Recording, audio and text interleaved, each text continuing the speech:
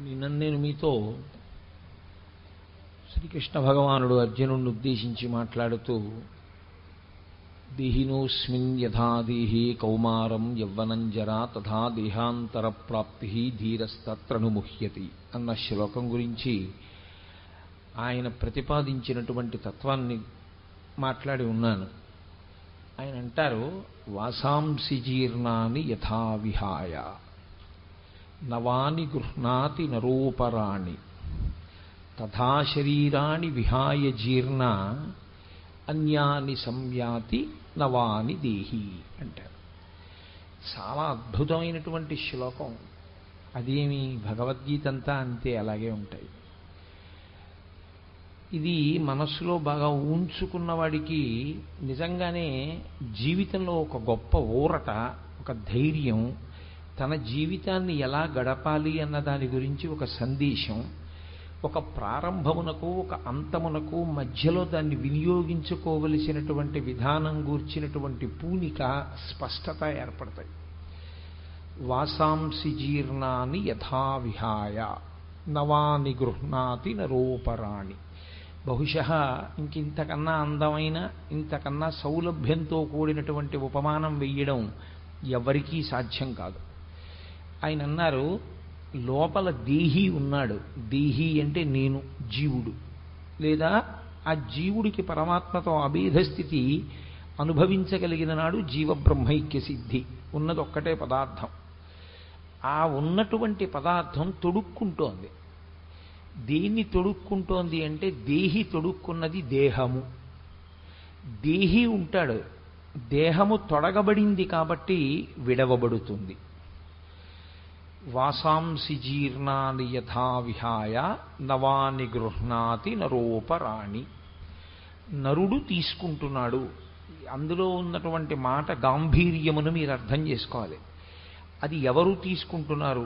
జీవుడే తీసుకుంటున్నాడు శరీరాన్ని తప్ప ఈశ్వరుడు బలవంతంగా కట్టబెట్టినది కాదు. నువ్వు పుచ్చుకుని తీరాలు స్మా ఈ శరీరాన్నని భగవంతుడు ఇవ్వడు. భగవంతుడికి శరీర కల్పన యందు, లేదా మీకు ఈ దేహాన్ని ఇవ్వాలి అన్న దాని విషయంలో ఈశ్వరుడికి పూనిక కానీ, నేను ఇచ్చి తీరాలనేటటువంటి స్థితి కానీ ఆయనకేమీ ఉండదు.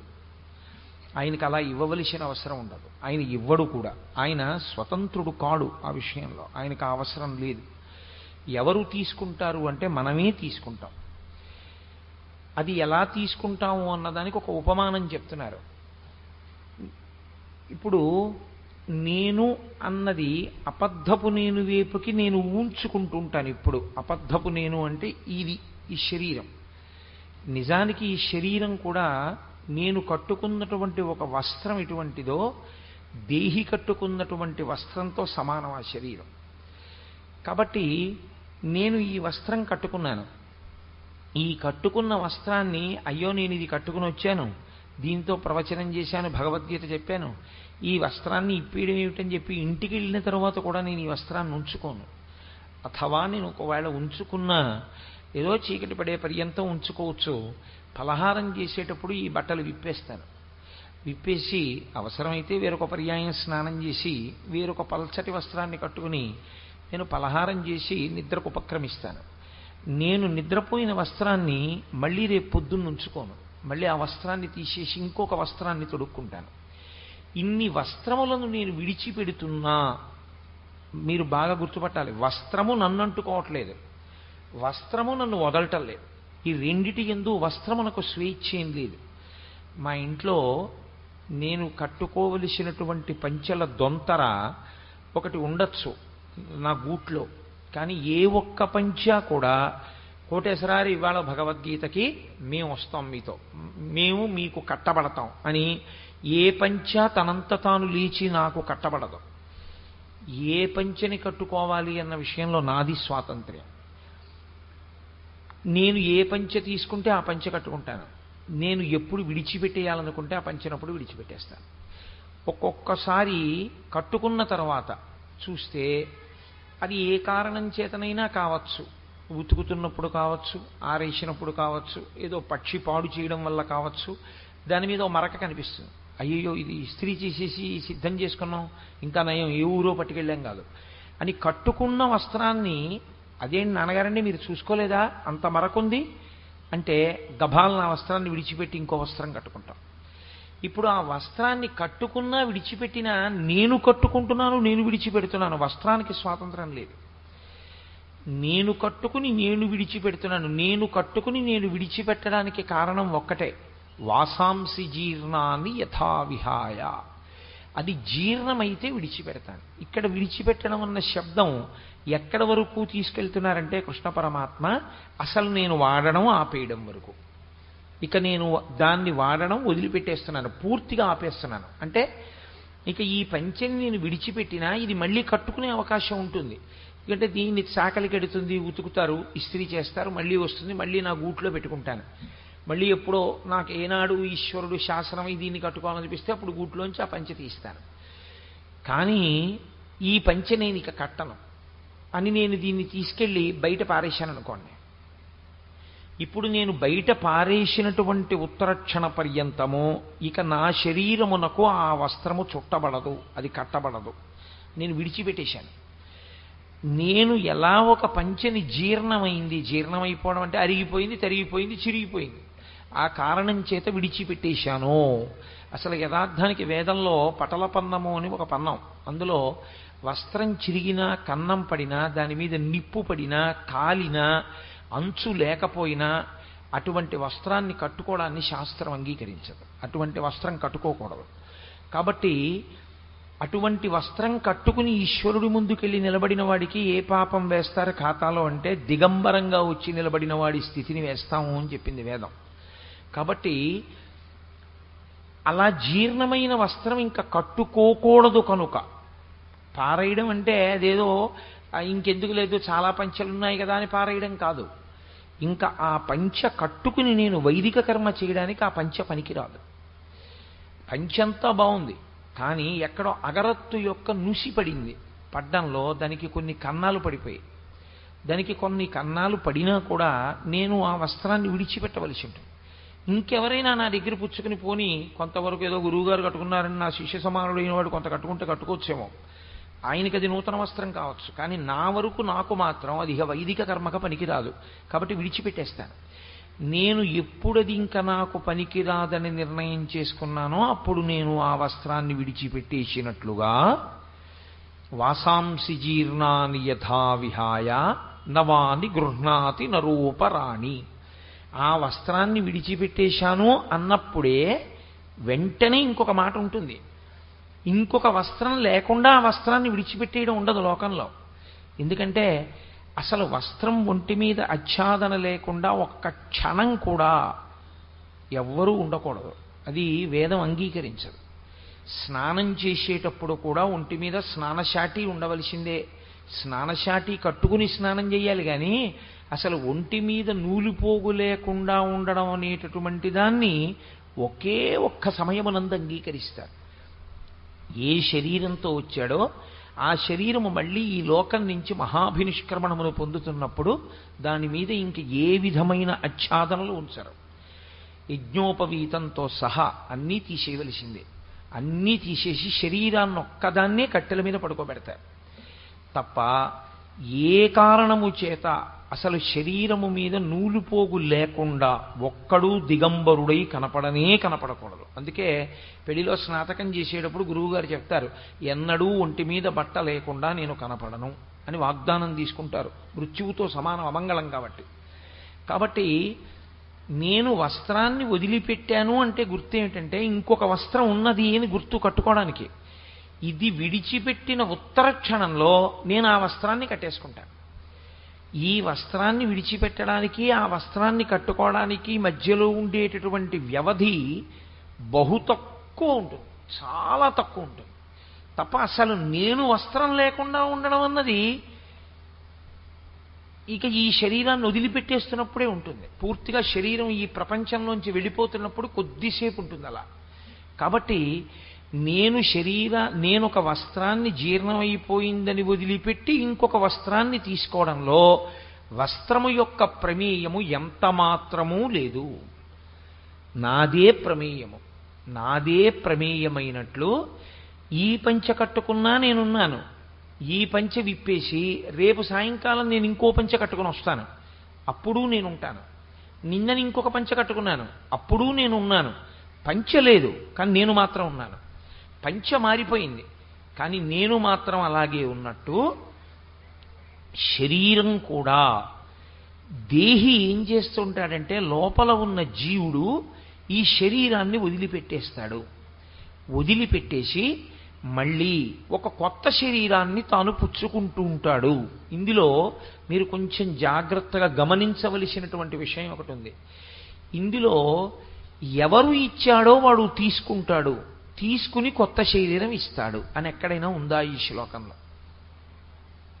ఎక్కడా లేదు. ఈ ఇచ్చినవాడెవరో వాడు పుచ్చేసుకుంటాడని కానీ, పుచ్చేసుకుని మీకు కొత్త వస్త్రం ఇస్తాడని కానీ సాక్షాత్ గీతాచార్యుడే చెప్పలేదు. కృష్ణ భగవానుడంటే సాక్షాత్ పరబ్రహ్మము, పరిపూర్ణావతారము. అటువంటి కృష్ణుడే ఈశ్వరుడు నీకు ఈ దేహం ఇస్తాడు, ఈశ్వరుడు ఈ దేహం తీసేసుకుంటాడు, ఈశ్వరుడు మళ్ళీ నీకు ఇంకో కొత్త దేహం ఇస్తాడు అని అనలేదు. వాసాంసి జీర్ణాని యథా విహాయ నవాని గృహ్ణాతి నరోపరాణి తథా శరీరాణి విహాయ జీర్ణ అన్యాని సంయాతి నవాని దేహి. దేహి పుచ్చుకుంటాడు అన్నారు. దేహి అంటే ఈశ్వరుడు కాడు, జీవుడు. జీవుడు ఈశ్వరుడైపోయిన స్థితి యందు ఆవిర్భవించినటువంటి స్థితి వేరు, ఆ జ్ఞానం, ఆ పరిపక్వత వేరు. మనమే పుచ్చుకుంటున్నాం, మనమే దీన్ని వదులుతున్నాం, మనమే దీన్ని పుచ్చుకుంటున్నాం. అదేమిటండి, మీరు గీతలో అలా ఉందంటున్నారు, ఆ శ్లోకం చెప్తున్నారు రైటే, కానీ మేము ఈ శరీరాన్ని ఎందుకు వదలాలనుకుంటాం? అసలు మేము వదలం కదా, మాకు ఈ శరీరంతో ఉండాలని ఉంటుంది. మేము వదిలేయడం ఏమిటి ఈ శరీరాన్ని? కాదు. ఈ శరీరాన్ని మనం వదిలిపెట్టడం అంటే మనకి ఇష్టం ఉండి వదిలేమా, ఇష్టం లేక వదిలేమా కాదు. వదలడానికి కారణము మనం అయ్యున్నాము అంతే. మన కారణంగానే శరీరం పడిపోతుంది, మన కారణంగానే శరీరం నిలబడుతుంది. ఎందుచేత అంటారేమో, శరీరము పడడానికి, శరీరం పుచ్చుకోవడానికి, మళ్ళీ శరీరం పడ్డానికి, మళ్ళీ శరీరం పుచ్చుకోవడానికి కారణము ఒక్కటే, కర్మ. మనం చేసేటటువంటి కర్మ ఏది ఉన్నదో అది ఫలితమును విడిచిపెడుతూ ఉంటుంది. ఎప్పుడు కొంత ఫలితాన్ని ఇచ్చుకుంటూ వెళ్ళిపోతూ ఉంటుంది. ఇప్పుడు ఈ ఫలితాన్ని అనుభవించాలి, అనుభవించడానికి శరీరం ఉండాలి. శరీరం లేదనుకోండి, ఎలా అనుభవిస్తారు? కుదురుతుందా? మీరు కొంచెం జాగ్రత్తగా అర్థం చేసుకునే ప్రయత్నం చేయండి. నేను ఒక పుణ్యకర్మ చేశాను, నేను ఏదో ఒక మంచి పని చేశాను, 10 మందికి పనికొచ్చే పని, లేకపోతే శాస్త్రవిహితమైన కర్మ ఒకటి నేను చేశాను. 7 కొండలు నడిచి ఎక్కి వెంకటేశ్వరుణ్ణి దర్శనం చేశాను. అప్పుడు నాకు ఒక కొంత పుణ్యం వచ్చింది. ఇప్పుడు ఈ పుణ్యానికి ఫలితాన్ని నేను అనుభవించాలి. ఈ పుణ్యానికి ఫలితమే సుఖము. సుఖము అన్నది మనసు రంజిల్లేటట్టుగా ఉంటుంది. అమ్మా చాలా హాయిగా ఉందిరా అనిపిస్తుంది మనసుకి. ఆ సుఖ రూపంలో నేను పుణ్యకర్మ యొక్క ఫలితాన్ని అనుభవించేస్తాను. నేను ఒక పాపం చేశాను, ఇప్పుడు చెప్పులు వేసుకుని వెంకటాచల పర్వతం మీద తిరిగాను. ఇప్పుడు వెంకటాచల పర్వతం మీద చెప్పులేసుకు తిరిగినటువంటి పాపకర్మకి ఫలితాన్ని కూడా నేను అనుభవించవలసి ఉంటుంది. అప్పుడు నా అరికాళ్ళు ఏదో కారణం చేత ఎప్పుడో ఉత్తర జన్మలలో అగ్నిహోత్రం అంటుకుని ఆ కాళ్ళు కాలిపోయి బొబ్బలెక్కి కట్లు కట్టి కొన్నాళ్ల పాటు నేను కాళ్ళు కింద పెట్టి తిరగలేనటువంటి స్థితిని పొందాలి. చేసిన పాపము దుఃఖ రూపంలో పోవాలి, చేసిన పుణ్యము సుఖ రూపంలో పోవాలి. ఇప్పుడు ఈ సుఖం అనుభవించాలన్నా దుఃఖం అనుభవించాలన్నా ఈశ్వరుడు మీకు మనస్సొక్కటే ఇచ్చి శరీరాన్ని ఇవ్వకపోతే కుదురుతుందా? ఎక్కడ పెడతారు మనస్సు తీసుకొచ్చి? ఎలా అనుభవిస్తారు? నేను పుణ్యకర్మ చేశాను, దాని సుఖ ఫలితాన్ని అనుభవించేసేయాలి. ఇప్పుడు నేను ఆ సుఖ ఫలితం అనుభవించేయాలంటే ఏముండాలి? నాకో శరీరం ఉండాలి. మీ అందరూ కింద కూర్చుంటే నేను ఒక్కడిని కూర్చోవడానికి ఇంత పెద్ద వేదిక, నేను ఒక్కడిని కూర్చుంటే నాకు ఇన్ని పూలదండలు, నేను ఒక్కడిని కూర్చుంటే మీ అందరూ నిశ్శబ్దంగా ఉన్నారు, నేను ఒక్కడిని మాట్లాడితే నా మాట వినపడుతుందో వినపడదో సరిగా అందరికీ ఒక మైకు. ఇవి సభాపూజ్యత అంటారు. అంటే ఇంతమందికి చెప్పగలిగినటువంటి పెద్దరికాన్ని పొందుట. ఈ పెద్దరికం నాకు ఎందుకు వచ్చింది అంటే గత జన్మలలో ఎవరికో ఏవో కొన్ని పుస్తకాలు నేను ఇచ్చున్నాను. ఎవరికో నాకు తెలుసున్నటువంటి 4 మంచి మాటలు కూర్చోపెట్టి వాళ్ళకి పనికి రావాలి అని చెప్పున్నాను. నేను చేసిన పుణ్యకర్మ ఏదో ఉంది. ఇప్పుడు ఆ పుణ్యకర్మ చేత నేను సభాపూజ్యత అనబడేటటువంటి గౌరవాన్ని పొందేయాలి. అది పొందేశాను అనుకోండి, అక్కడతో నేను చేసిన పుణ్యం పోతుంది, అయిపోయింది. కాబట్టి ఇప్పుడు కొంత పుణ్యం అయిపోయింది. ఒక్క పుణ్యమే చేశామనుకోండి, ఈ శరీరం ఇవ్వరు. చాలా జాగ్రత్తగా మీరు పట్టుకోవాల్సి ఉంటుంది ఇప్పుడు నేను చెప్పే విషయాన్ని. మీరు కేవల పుణ్యమే చేసి ఉన్నారనుకోండి, ఎవరు చేసేది శరీరం కాదు, కేవల పుణ్యం చేసేది లోపల ఉన్న జీవుడు. ఆయన ఎలా చెప్తే అలా చేస్తుంది ఈ శరీరం. జీవుడు కేవలం పుణ్యమే, అసలు పాపస్పర్శ లేదనుకోండి, అప్పుడు కేవలం భోగం అనుభవిస్తే చాలు. కాబట్టి అసలు ఆకలి దప్పిక లేకుండా అమృతం తాగి నిత్యము భోగం అనుభవిస్తూ సంతోషంగా ఉండడానికి ఊర్ధ్వలోకాల్లో దేవతలుగా పుట్టిస్తారు. నేను పాపము చేశాను, పుణ్యము చేశాను. ఇప్పుడు పాపపుణ్యములు రెండూ అనుభవించాలి. ఈ శరీరాన్ని ఇస్తారు, మనుష్య శరీరాన్ని ఇస్తారు. ఇది ఏమవుతూ ఉంటుందంటే ఆయుర్దాయ రూపంలో కాలమునందు కొంతకాలము నిలబడుతుంది.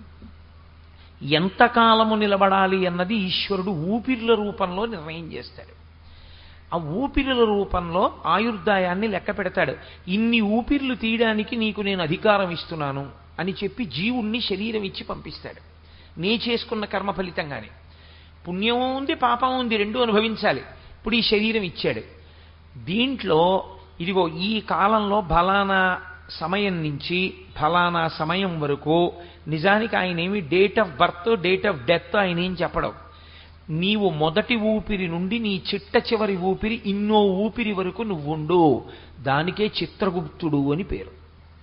చిత్రగుప్తుడు అంటే ఈ ఊపిర్లను ఎవరు లెక్క పెడతారంటే ఇక్కడ కూర్చుని ఈశ్వరుడు లెక్క పెడుతుంటాడు. అనాహతము అంటారు. అనాహతము అంటే ఒకరి చేత ఆపబడేది కాదు. మీరు ఆపుతాను అంటే ఆగదు, నువ్వు ఆగవద్దు అంటే ఆగడం మానదు. దానికి అనాహతము అని పేరు. ఈ అనాహతముందే ఇది గంట. మీరు ఈశ్వరుడి దర్శనం ప్రారంభమైంది దేవాలయంలో అని గుర్తు ఏమిటంటే గంట మోగాలి. గంట మ్రోగకుండా నివేదన ఉండదు, గంట మోగకుండా ఈశ్వర దర్శనం ఉండదు. కాబట్టి ఒక గంట మోగుతుంటుంది, ఎందుకంటే ఆయన ఇక్కడ కూర్చుని ఉన్నాడు, లెక్క పెడుతూ ఉంటాడు. అదే lub dub lub dub lub dub అని కొడుతూ ఉంటుంది. ఆయన కూర్చుని ఎన్ని ఊపిర్లు తీసి ఎన్ని ఊపిర్లు విడిచిపెడుతున్నాడో లెక్క పెట్టుకుంటూ ఉంటాడు. ఆయనకి తెలుసు ఇక ఈ ఊపిరి తీశాడు, ఇక విడిచిపెట్టక్కర్లేదు. ఆయన బయటికి వెళ్ళగానే గంట అయిపోతుంది. ఈ ఊపిరి తీశాడు, ఇక విడవక్కర్లేదు, ఆయన కిందకి దిగిపోతాడు, ఆగిపోతుంది. కాబట్టి ఊపిర్లు లెక్క పెట్టి ఆయుర్దాయాన్ని మాత్రం ఇచ్చేవాడు ఈశ్వరుడు. ఆయన ఇక్కడ కూర్చుని ఇంతకాలము ఇన్ని ఊపిరులుగా నువ్వుండు, అందుకే దీపం ఉండగా ఇల్లు చక్క పెట్టుకో అంటారు. అంటే ఇక్కడ ఈ ఊపిరి తిరుగుతున్నప్పుడే, ఈ గంట మోగుతున్నప్పుడే, ఇక్కడ ఈశ్వరుడు ఉన్నప్పుడే నువ్వు చెయ్యవలసిన మంచి పని చేసేసేయి. ఒక్కసారి బయటికి వెళ్ళాడంటే ఇంకా చేయడానికి దీనికి ఏం అవకాశం ఉండదు, ప్రేతం అయిపోతుంది. కాబట్టి తొందరగా చేసుకో. ప్రతి ఊపిరి యందు ఈశ్వరుణ్ణి అర్చన చేసుకో. అదే మనం శివాభిషేకం చేసేటప్పుడు మహన్యాసం చేస్తూ హంస హంసాయ విద్మహే పరమహంసాయ ధీమహి తన్న హంస ప్రచోదయాత్ అని పిలుస్తారు. ఆ ఊపిరిల రూపం హంసగా ఉంటుంది. అదే హకార సకారములు. అందుకే పురుష సూక్తం మొదలైతే సహస్రశీర్షా పురుష సహస్రాక్ష సహస్రపాత్ అని, శ్రీ సూక్తం మొదలైతే హిరణ్యవర్ణాం హరిణీం సువర్ణ రజతస్రజాం అని. ఆ హకార సకారములు రెండూ కలిసి మంగళప్రదమైతే సహ హస హంస, ఆ హంస నడుస్తోందంటారు. ఈ హంస నడుస్తుండగా చిత్తమాలిన్యాన్ని విడిచిపెట్టుకుని నువ్వు ఈశ్వర కర్మల వైపుకి అడుగులు వేసుకుంటూ వెళ్ళాలి. చిత్తశుద్ధిని ఏర్పాటు చేసుకుని దాని వలన జ్ఞానమును పొందగలిగితే జ్ఞానాద్దేవతు కైవల్యం. కాబట్టి ఈ శరీరంతో పుణ్యాన్ని చేసుకోవచ్చు, పాపాన్ని చేసుకోవచ్చు, పుణ్యాన్ని అనుభవించవచ్చు, పాపాన్ని అనుభవించవచ్చు. ఈ రెండిటినీ అనుభవింపచేయడానికి ఈశ్వరుడు ఈ శరీరాన్ని ఇస్తాడు. ఈశ్వరుడు ఈ శరీరాన్ని ఇచ్చేటప్పుడు వీడికి ఇది ఇద్దాం పాపం ఏదో సంతోషంగా ఇచ్చేద్దామని ఇవ్వడాయన. ఆయన ఇవ్వడానికి కారణం ఒక్కటే అయి ఉంటుంది. పరాశర భట్టర్లు శ్రీగుణరత్న కోశం చేస్తూ ఓ మాట అంటారు, యద్భ్రూభంగాః ప్రమాణం స్థిరచర రచన తారతమ్యే మురారే. ఈ పుర్రె జీవుడిని పట్టుకుని బ్రహ్మగారు వేరొక పుర్రెలోకి ప్రవేశపెడుతూ ఉంటాడు. అది చీమ పుర్రెవచ్చు, ఈగ పుర్రెవచ్చు, దోమ పుర్రెవచ్చు. నేను ఇవాళ పేపర్లో ఫోటో చూశా, ఏదో ఎక్కడో సముద్రపు ఒడ్డున చనిపోయిన తాబేలు అని ఫోటో వేశారు. దాని పుర్రె కనపడుతోంది, దానికో పుర్రె ఉంటుంది. ఆ పుర్రె పట్టుకుని అందులోకి జీవుణ్ణి ప్రవేశపెడుతూ వీడికి ఏం ఇవ్వచ్చు అన్నది ఇచ్చే ముందు అమ్మ వంక చూస్తాడు బ్రహ్మగారు. బ్రహ్మగారి తల్లి లక్ష్మీదేవి ఆవిడ వంక చూస్తాడు. చూసమ్మా ఈ పుర్రె గతంలో ఈ పేరుతో తిరిగింది, ఏం చేయమంటావు అని అడుగుతాడు. యద్భ్రూభంగాః ప్రమాణం స్థిరచర రచన తారతమ్యే మురారే.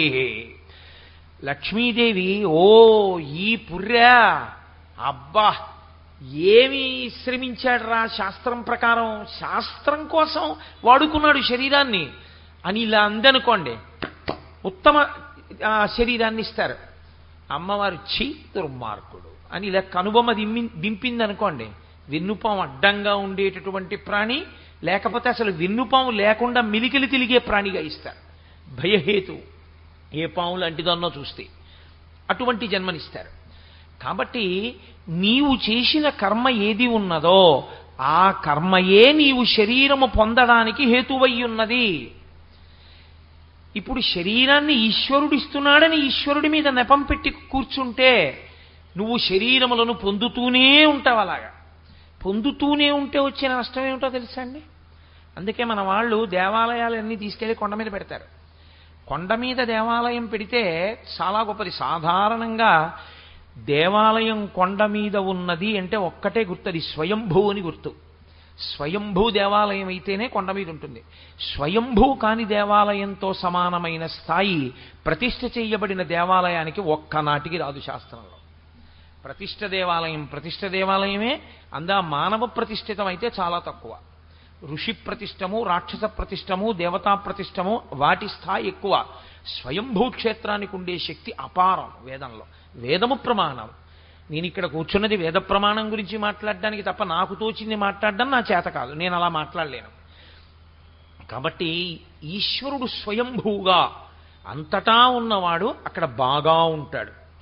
అంటే ప్రకాశిస్తుంటాడు. వేడి అంతటా లేదా ఉంది, మరి ఇంట్లో గ్యాస్ స్టవ్లో అగ్నిహోత్రం బాగా ఉంది వేడి. అలా ఈశ్వరుడు బాగా పొటమరించి ప్రకాశించిన స్థానానికి స్వయంభూ క్షేత్రం అని పేరు.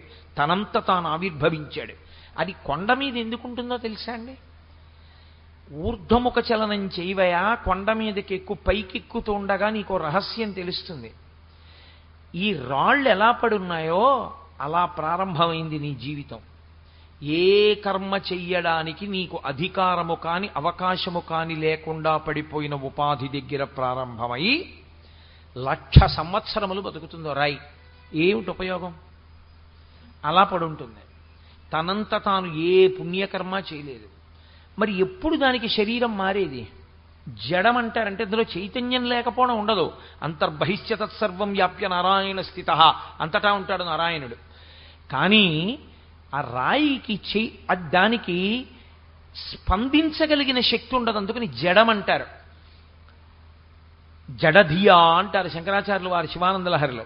అటువంటి జడమైనటువంటిది ప్రతిస్పందన శక్తి లేని రాయి ఏమీ చెయ్యలేదు. అది ఉద్ధరణ ఎందుకు పొందుతుందంటే ఎవరో ఒక మహాత్ముడటుగా వెళ్ళిపోతూ అమ్మయ్య కాసేపు కూర్చుందాం దాని మీద కూర్చుంటాడు. 1,00,000 సంవత్సరములు అలా పడున్న తర్వాత ఒక మహాత్ముడు కూర్చోడానికి అవకాశం అయింది కాబట్టి అప్పుడు మారుతుంది అది. కానీ ప్రతిక్షణం బుద్ధితో పుణ్యం కానీ పాపం కానీ ఏదైనా సరే చేసుకోవడానికి అవకాశం ఉన్న ఏకైక జన్మ ఇదొక్కటే. మరి నిద్రలో చేయలేం కదండి అని మీరు నన్ను మాట అడగచ్చు. అందుకే శాస్త్రం ఒక మాట చెప్తుంది, నిద్రని సమాధిగా మార్చుకోవచ్చు. నిద్రపోయే ముందు 11 మార్లు శివనామము, దాన్ని మార్చడానికి ఉండదు ఇహ. ఎందుకంటే లయం చేసేవాడు శివుడు ఒక్కడే.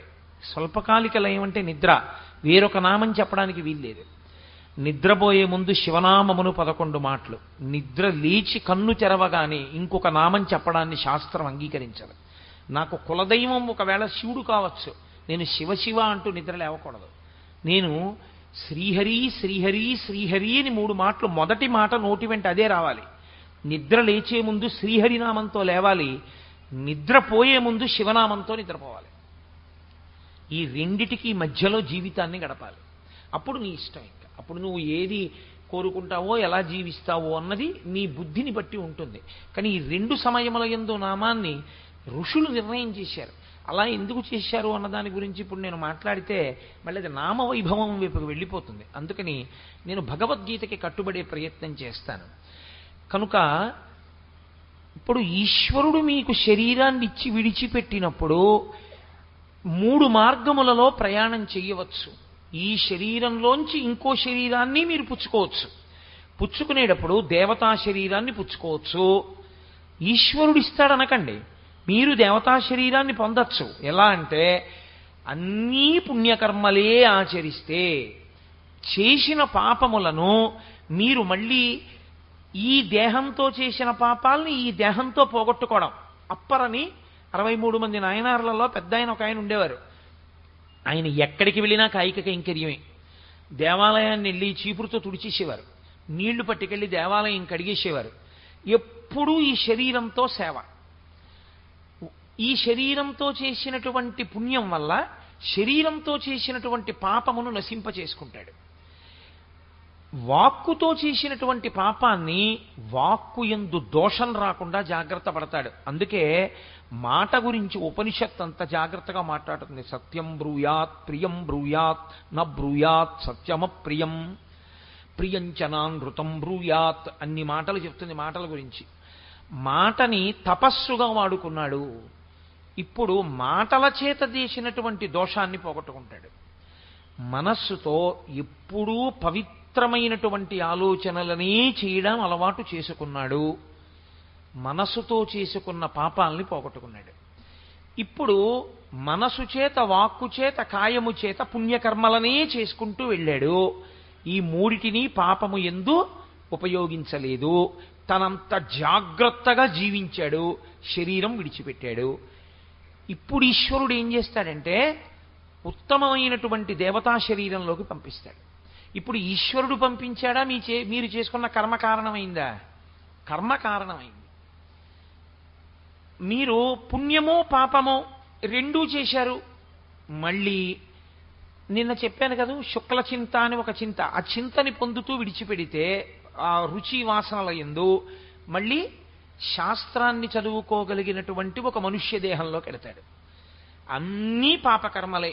వాక్కుతో పాపం, మనస్సుతో పాపం, శరీరంతో పాపం, ఈ 3 తప్ప పుణ్యం అన్నది లేదు. ఎప్పుడూ పాపకర్మలు ఆచరించాడు. ఈశ్వరుడు తిరియక్కు చేస్తాడు. వెన్నుపావుని అడ్డంగా పెట్టి అందులోకి పంపిస్తాడు. ఏమంటే మేము ఈ చేసిన పాపాలు పుణ్యాలు శరీరంతో చేసినవి వాక్కుతో చేసినవి బాగానే ఉన్నాయే, మనసుతో చేసినవి కూడా ఉంటాయా? ఉంటాయి. మనసుతో పుణ్యం చేస్తే ఎంత ఫలితమో మనసుతో చేసిన పాపానికి అంతే ఫలితం.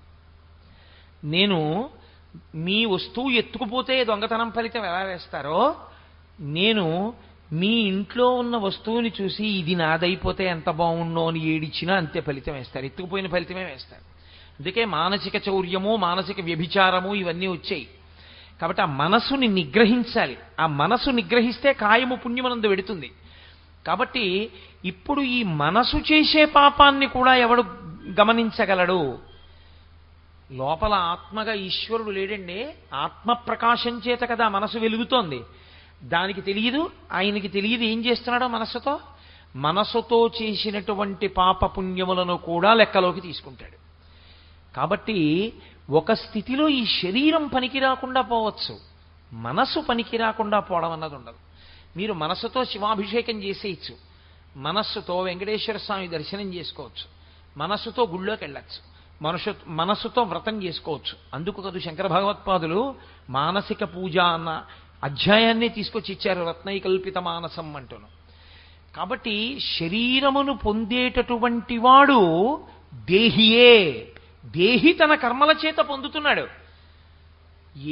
నువ్వు ఆ కర్మలను సత్కర్మలను చెయ్యకుండా నీకిచ్చినటువంటి అవకాశాన్ని పాడు చేసేస్తే ఇక నువ్వు తరించే మార్గాన్ని నువ్వే మూసేసుకున్నట్లు. ఈ తెప్ప కాలిపోతుంది. అందుకే శరీరము అంటారు. శరీరము అంటే భూమి యందుంచి మట్టి చేత కప్పెట్టబడితే శరీరం అంటారు. దీనికి రెండు మార్గాలు ఉంటాయి. చిట్ట చివర తీసుకెళ్లి దీన్ని భూమిలో పెట్టి నన్నా కప్పెట్టాలి. 2 అగ్నిహోత్రంలోకి పట్టుకెళ్ళి దీన్ని పడేసి కాల్చేయాలి. 2 మార్గాలు. ఈ రెండిటిలో ఏదో ఒక దాన్ని ఇది పొందుతుంది. ఇది అలా పొందకముందే దీనితో నువ్వు జీవుడు లోపలున్నవాడు ఉద్ధరణ పొందాలి. మంచి మార్గం వైపుకు వెళ్ళిపోవాలి దీన్ని తెప్పగా చేసుకుని. అలా నువ్వు పొందగలిగితే ఉత్తర జన్మ బాగుంటుంది. అలా నువ్వు చెయ్యలేకపోతే పుచ్చుకుంటావు శరీరం. ఏ శరీరం పుచ్చుకుంటావంటే నీవింత పాపమును చేసి ఉన్నావు కాబట్టి దానికి అనుగుణమైన దానిని మాత్రమే నువ్వు పుచ్చుకోగలవు. ఇంకొకటి పుచ్చుకునే అవకాశం ఉండదు. నువ్వే పుచ్చుకోవాలి. మీరు చూడండి, ఎంసెట్ కౌన్సిలింగ్ సెంటర్ అని ఉంటుంది. ఆ కౌన్సిలింగ్ జరుగుతున్నప్పుడు పెడతారు 1 నుంచి 500 ర్యాంకుల వాళ్ళకి మొదటి రోజున పెడతారు. 1 నుంచి 500 ర్యాంకు వాళ్ళు ఒక వరుస క్రమంలో కూర్చుంటే మొట్టమొదటి ర్యాంకు వాడిని పిలిచినప్పుడు నీకేం కావాలని అడిగారు అనుకోండి, వాడు ఏ యూనివర్సిటీలో ఏ బ్రాంచ్ సీట్ అయినా సరే వాడు టిక్ కొట్టింది ఇస్తారు. ఎందుకంటే వాడు చేసుకున్న కర్మ అటువంటిది. వెనక 2 ఏళ్ళు అంత కష్టపడి చదివాడు, అంత ఫస్ట్ ర్యాంక్లో ఉన్నాడు. వాడు అడిగింది ఇచ్చేస్తారు. వాడు అడిగిన కాలేజ్ ఇస్తారు. వాడేం పరికిమాల కాలేజ్ అడగడగా వాడు ఎలాగో ఏదో పెద్ద యూనివర్సిటీలో పెద్ద బ్రాంచ్లో సీట్ అడుగుతాడు. ఆఖరణ ఓ ర్యాంక్ ఉంటుంది, 70,000 80,000 ర్యాంకు. వాడు వచ్చి నాకు జవహర్లాల్ నెహ్రూ టెక్నాలజికల్ యూనివర్సిటీ హైదరాబాద్లోనో లేకపోతే జేఎన్టీయూ కాకినాడలోనో నాకు ఈసీఈ బ్రాంచ్లో సీట్ కావాలండి అంటే అవతల పంపంటారు. అసలు ముందే అక్కడ బోర్డు ఉంటుంది, ఇవేమీ లేవు, ఖాళీ ఏ బ్రాంచెస్ లేవు, నీకు మిగిలినవి ఇవే, ఏం పుచ్చుకుంటావని అడుగుతారు. అందులో పుచ్చుకోవాలి. మనుష్యుడు చేసుకునేటటువంటి కర్మల చేత శరీరాన్ని పుచ్చుకోవడం కూడా అలాగే ఉంటుంది. దేహి అలాగే పుచ్చుకుంటాడు. కాబట్టి ఈశ్వరుడు కాదురా నీకిచ్చేది, పరమాత్మ చెప్తున్నారు. నీవు నీ కర్తవ్యాన్ని నువ్వు మానేసి నువ్వు చెయ్యవలసిన పని వేదం చెప్పింది. క్షత్రియుడవు, నీ ఎదురుగుండా ఉండేటటువంటి శత్రువులను నిగ్రహించాలి, ధర్మాన్ని నిలబెట్టాలి. ఇప్పుడు ఇది మానేసి నీకక్కర్లేని ధర్మాన్ని నువ్వు ఉచ్చుకుని వీళ్ళని చంపేస్తే అయ్య బాబోయ్ నాకు పాపం వస్తుందని నీ కర్తవ్యం నువ్వు మానేస్తే నీ ఖాతాలో పాపం వేసేస్తారు. ఇప్పుడు అర్జునుడు ఈ ఉపాధిలో ఉన్నావు, తర్వాత ఇది రాదిహ. ఎందుకంటే నీ కర్తవ్యం నువ్వు వదిలేసావు, అదే పాపం. కాబట్టి నీ కర్తవ్యం నువ్వు చెయ్యడమే నీకు పుణ్యం. కాబట్టి నువ్వు అది చెయ్యి. అంతేగాని అక్కర్లేని మాటలు మాట్లాడతాయేంటి? పతంతి పితరోహేషాం లుప్త పిండోదక క్రియాహ అని వేదాంతం మాట్లాడుతున్నాయేంటి? ఏది చెయ్యాలో ఏది చెయ్యకూడదో ముందు తెలుసుకో, తెలుసుకుని చెయ్యి. అంతేకాని తెలియకుండా చేయకూడదు. నాకు ఫీజు వేయడం వచ్చినా నేను పోల్ మీదకెక్కి ఫ్యూజ్ వేస్తే నన్ను పట్టుకుపోతారు. వీడు పోల్స్ ఎక్కుతున్నాడండి, విద్యుత్ స్తంభాలు ఎక్కుతున్నాడని. మా ఇంట్లో ఫ్యూజ్ పోయిందనుకోండి, నేను వేసుకోవచ్చు. ఏమండి నేను వేయించుకున్న స్తంభమేనండి, నాకు వచ్చండి ఫ్యూజ్ వేయడం, అందుకని నేను ఎక్కానండి అంటే ఒప్పుకోరు. వచ్చిన విద్యుత్ స్తంభం మీదకెక్కి ఫ్యూజ్ వేసే అధికారం నీకు లేదు. శాస్త్రము ఈ పని చెయ్యడానికి నీకు అధికారం ఉందని శాస్త్రము చెప్తే తప్ప, ఏతత్ శాస్త్రం ప్రమాణంతే, నువ్వు చెప్తే ప్రమాణం కాదు అది. నేను 10th పాస్ అయ్యానో లేదో చెప్పాలంటే నాకు బోర్డ్ ఆఫ్ సెకండరీ ఎడ్యుకేషన్ చెప్పాలి. 10th క్లాస్ వాళ్ళకి ఎన్నొచ్చో అంతకన్నా నాకు బాగా వచ్చండి అని చెప్పినా నేను 10th క్లాస్ పాస్ అవనివ్వండి, ఆ పరీక్ష కూర్చుని వాళ్ళు సర్టిఫికేట్ ఇవ్వకపోతే. ఈశ్వరుడు నీకు ఒక్కొక్క అధికారమును ఒక్కొక్క ఉపాధి యందు ఒక్కొక్క విభూతిగా ప్రవేశపెడతాడు. ఆ కర్తవ్యమును మాత్రమే నువ్వు నిర్వహించవలసి ఉంటుంది, దాని చేత పండిపోతావు అంతే. అలా నీకు చేత కాకపోతే నువ్వు ప్రమాదాన్ని పొందుతావు. నీకు అక్కర్లేని దాని జోలికి నువ్వు వెళ్ళడానికి వీలు లేదంతే. పోలెక్కి ఫ్యూజ్ వేసినట్టు ఉంటుంది అది. అదే అర్జున, నీకు అక్కర్లేని కర్తవ్యం నువ్వు తీసుకుంటున్నావు. ఏమిటో లేనిపోని మాటలన్నీ చెప్పి వాళ్ళని నేను చంపేస్తానంటున్నావు. ఎవరిని చంపేస్తావు? చంపడానికి శరీరాన్ని చంపితే వాడు ఇంకో శరీరాన్ని ఉచ్చుకుంటాడు. ఆత్మకు అసలు చావు లేదు, ఇంకా నువ్వు చంపేదేమిటి? నువ్వు చచ్చిపోయేదేమిటి? దుర్యోధనుడు వచ్చి నన్ను కత్తితో పొడి చేస్తే చచ్చిపోతానంటావు. ఏది చచ్చిపోతుంది, ఏది చావకుండా ఉంటుంది నీకేమన్నా తెలుసా? ఏమిటి మాట్లాడుతున్నావు నువ్వు? మోహానికి గురైపోయింది నీ బుద్ధి. కాబట్టి ఇలా మాట్లాడకూడదు. దేహములు కాలమునందు వస్తాయి, దేహములు కాలమునందు పడిపోతాయి. దేహి కాలమునందు పడడం. దేహి కాలమునందు ఎప్పుడూ అలా ఉంటూనే ఉంటాడు. నేను లోపల ఏదుందో అది ఈ శరీరం ఉన్నా ఉంటుంది. ఈ శరీరం పడిపోయిన తర్వాత కూడా ఇంకో శరీరంలోకి వెళ్ళి ఉంటుంది. అప్పుడు ఆ శరీరంతో చేస్తుంది పనులు. అప్పుడు కూడా ఉంటుంది నేను మాత్రం. దేహం మారిపోతుంటుంది అంతే. ఇప్పుడు మీరు ఈ విషయం ఎందుకు చెప్పాడో తెలుసా అండి? మీరు కొంచెం జాగ్రత్తగా ఇందులో ఉన్న రహస్యాన్ని పట్టుకోగలిగితే మీకు ఈ శ్లోకం ఎందుకు అమృత భాండమో అర్థమైపోతుంది. మనందరం ఏమంటామంటే లోకంలో నేను ఉండాలండి అంటాం. నేను పోవాలంటే అని ఎవడండగా? నేను ఉండాలి కదా. ఎవరమన్నా ఏమంటామంటే నేను ఉండాలి. నేను ఉండాలి అన్న మాట అర్థం లేని కోరిక. నేను పొయ్యి వెలిగించి ఈశ్వరుణ్ణి ప్రార్థన చేస్తే ఈశ్వరుడు వచ్చి ప్రత్యక్షం అయ్యాడు అనుకోండి. ఏం కావాలి నీకని అడిగాడు అనుకోండి. నేను వెలిగించుకున్న పొయ్యిలో మంట వేడిగా ఉండేటట్టు చూడండి అని అడిగాను అనుకోండి. ఆయన ఏమంటాడు? బుద్ధిహీనుడా, దానికి వరం అక్కర్లేదు, మంట వేడిగానే ఉంటుంది, దానికి వరం ఏమిటి నీ బుర్ర? నువ్వు నన్ను అడగక్కర్లేదు. నా అడగకపోయినా మీ ఇంట్లో పొయ్యి కాదు, ఏ ఇంట్లో పొయ్యిలో మంట అయినా వేడిగానే ఉంటుంది. దానికి నువ్వు కొత్తగా నేను ఉండాలి అని నువ్వు అడగక్కర్లేదు, నువ్వు ఉంటావు. ఏమడగాలంటే అసలు నేనేదో నీకు తెలియాలి. ఇది నేను అనుకోవడం వల్ల ఏమనుకుంటున్నావంటే ఇది పోతుందని భయపడుతున్నావు. అబద్ధాన్ని పట్టుకుని ఉండాలంటున్నావు. సత్యాన్ని వదిలిపెట్టేసి అది ఉండదంటున్నావు. ఏది ఉంటుందో అది ఉండదని వదిలేశావు, ఏది ఉండదో అది ఉంటుందని పట్టుకుంటున్నావు. ఇప్పుడు ఎలా ఫలితం వస్తుంది? రాదు. నిజమైన నేను ఏది వెళ్ళిపోదో, ఏది సత్యమో అది నేను అని ఊంచుకుంటే, ఏది అసత్యమో అది పడిపోతుందని అంగీకరిస్తే బుద్ధిని అట్నుంచి ఇటుకి తిప్పాల అంతే. కానీ అది చెప్పినంత తేలిక కాదు. బాగా శాస్త్రమునందు పరిశ్రమ చేసి అభ్యాసం చేస్తే దాని వలన మాత్రమే ఆ పూనికొస్తుంది తప్ప జన్మజన్మాంతరముల నుండి వచ్చినటువంటి లక్షణం అండి ఇది. ఒక జన్మ, 2 జన్మలా? కోట్ల జన్మలు. గజేంద్రమోక్షంలో పోతన గారు అంటారు, రాత్రులు దివసంబులు సంధ్యలు సలిపిన్ పూరొక్క 1000 సంవత్సరముల్. రాత్రి లేదు, పగలు లేదు, సంధ్యాకాలం లేదు. ఇన్ని కోట్ల జన్మల నుంచో నేననుకుని శరీరం మీద భ్రాంతి పెట్టుకుని ఆ శరీరాన్ని వదిలిపెట్టి ఇంకో శరీరాన్ని పట్టుకుని ఈ అబద్ధాన్ని నిజమనుకునేటటువంటి అలవాటు నాకు అలాగే ఉండిపోయింది. ఉండిపోవడంలో ఎప్పుడూ ఏం చేస్తానంటే ఇది నేను, ఇది ఉండిపోవాలి, ఇది మారిపోతూ ఉంటుంది. మార్పు ఎందే మరణం ఉన్నది అని నేను నిన్ననే మీతో మనవి చేశా. ఎప్పుడైతే పువ్వు పిందెగా మారిపోతుందో అప్పుడే పువ్వు మరణించడం ప్రారంభమైపోయింది. పువ్వంతా పిందె అయిపోగానే పువ్వు నశించిపోయింది.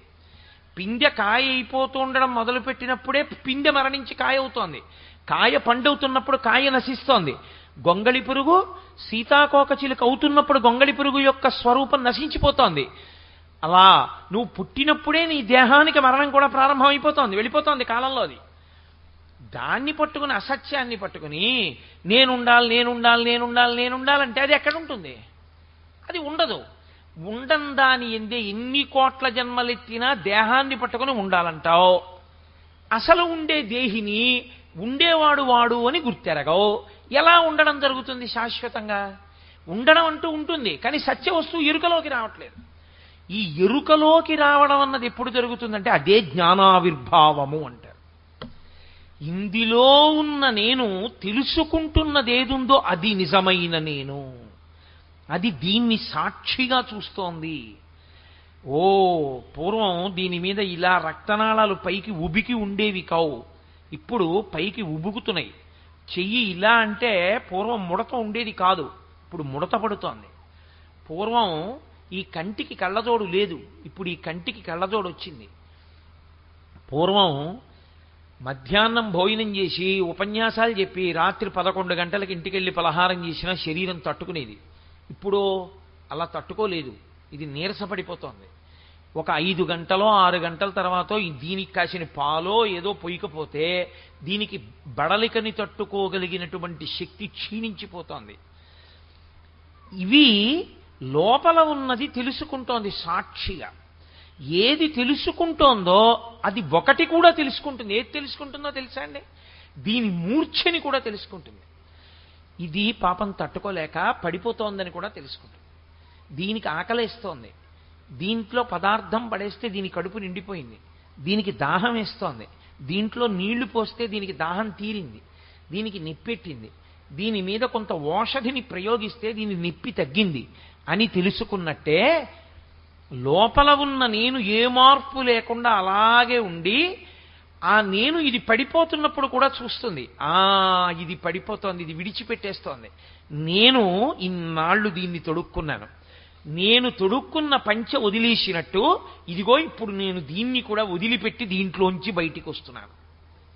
అందుకనే అంటుంది గరుడ పురాణం, 11 రోజులు శరీరం విడిచిపెట్టిన చోటనే జీవుడి నుంచి చూపిస్తారు, ఉండమని చెప్తారు. ఒక్కసారి అదొక వేగం, ఆ వేగంలో తీసుకెడతారు యమదూతలు. యమధర్మరాజు గారి దర్శనం ఒకటి చేయించి తీసుకొచ్చేస్తారు.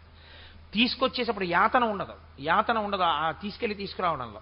తీసుకొచ్చి వదిలిపెట్టేసి వెళ్ళిపోతారు. 11 రోజులు ఇక్కడ ఉండిపోను అని చెప్తారు. వాడు అక్కడే ఉంటాడు 11 రోజులు ఉండి చూసుకుంటూ ఉంటాడు. ఎంత చిత్రంగా చూసుకుంటాడో తెలుసా అండి. శరీరం విడిచిపెట్టిన చోట మాత్రమే అనుమతిస్తారు. అందుకే పూర్వం ఒక చోట చనిపోతే శరీరాన్ని ఇంకో చోటికి తీసుకెళ్లేవారు కాదు, అక్కడే దహించేవారు. ఎందుకంటే వాడికి ఆ విరక్తి రావాలని. తాను ఇన్నాళ్ళు నేననుకున్న శరీరం ప్రతిబింబం ఎలా కనపడుతుంటుందో అద్దంలో, అలా తాను దాని నుంచి వినుర్ముక్తమై లేచి నిలబడి ఉండగా ఇది కట్టెలలో కాలుతుండగా చూసుకుంటాడు. చూసుకుని అరే రే రే రే రే రే ఎంత వ్యామోహం పెట్టుకున్నాను రా దీని మీద, దీని అసాధ్యం కోలా ఎలా కాలిపోతోందిరా అంటాడు. అలా చూస్తాడు 11 రోజులు. బీరువా తీసి ఎప్పుడు తీనివ్వలేదుగా ఉన్నన్నాళ్ళు తందే పెత్తనం. ఇప్పుడు తాళాలు పెట్టి తీసి దిక్కుమాల నాన్న ఎంతో దాచాడు అనుకున్నాం, ఇదే దాచింది అంటారు. 11 రోజులు అయిపోయిన తర్వాత బావమరిది వచ్చి అంటాడు, బావగారు ఎన్నాళ్ళు ఇలా పులుపు లేకుండా తినడం, ఎన్నాళ్ళు ఇలా భూషయనం చేస్తారు, చాలు 11 రోజులు అయిపోయాయిగా, ఇక మీ జీవనం మీరు ప్రారంభించండి, మిగిలిన వాళ్ళందరూ వెళ్ళిపోండి అంటారు. అని కొత్త బట్టలు పెట్టేస్తాడు తీసుకొచ్చి పీటల మీద. ఇంకప్పటి నుంచి వీడు బొట్టు పెట్టుకుని కొత్త బట్టలు వేసుకుని మళ్ళీ భార్యను తీసుకుని సినిమాకి వెళ్ళిపోతాడు. అప్పుడు వీడు 11వ రోజున కొత్త బట్టలు పెట్టేశాక వీళ్ళు మాట్లాడుకున్న మాటలు, వీళ్ళ భోగ జీవనం చూసి ఈ పాటి దానికి జీవితం అంతా పాడి చేసుకున్నారు. వీడి కోసం ఇంత తాపత్రయపడే బదులు శివాలయానికి వెళ్ళి ప్రదక్షిణం చేసి ఉంటే ధన్యమైపోయి ఉండేవాడిని. వెడితే కదా ఒక్కనాడు ఆ పిల్లలకి వెంపర్లాట్లో పడున్నా, ఇదిగో ఇదిలా కాలిపోయింది, వాడు అలా మాట్లాడాడని అసహ్యం వేసి పదండి అంటాడు.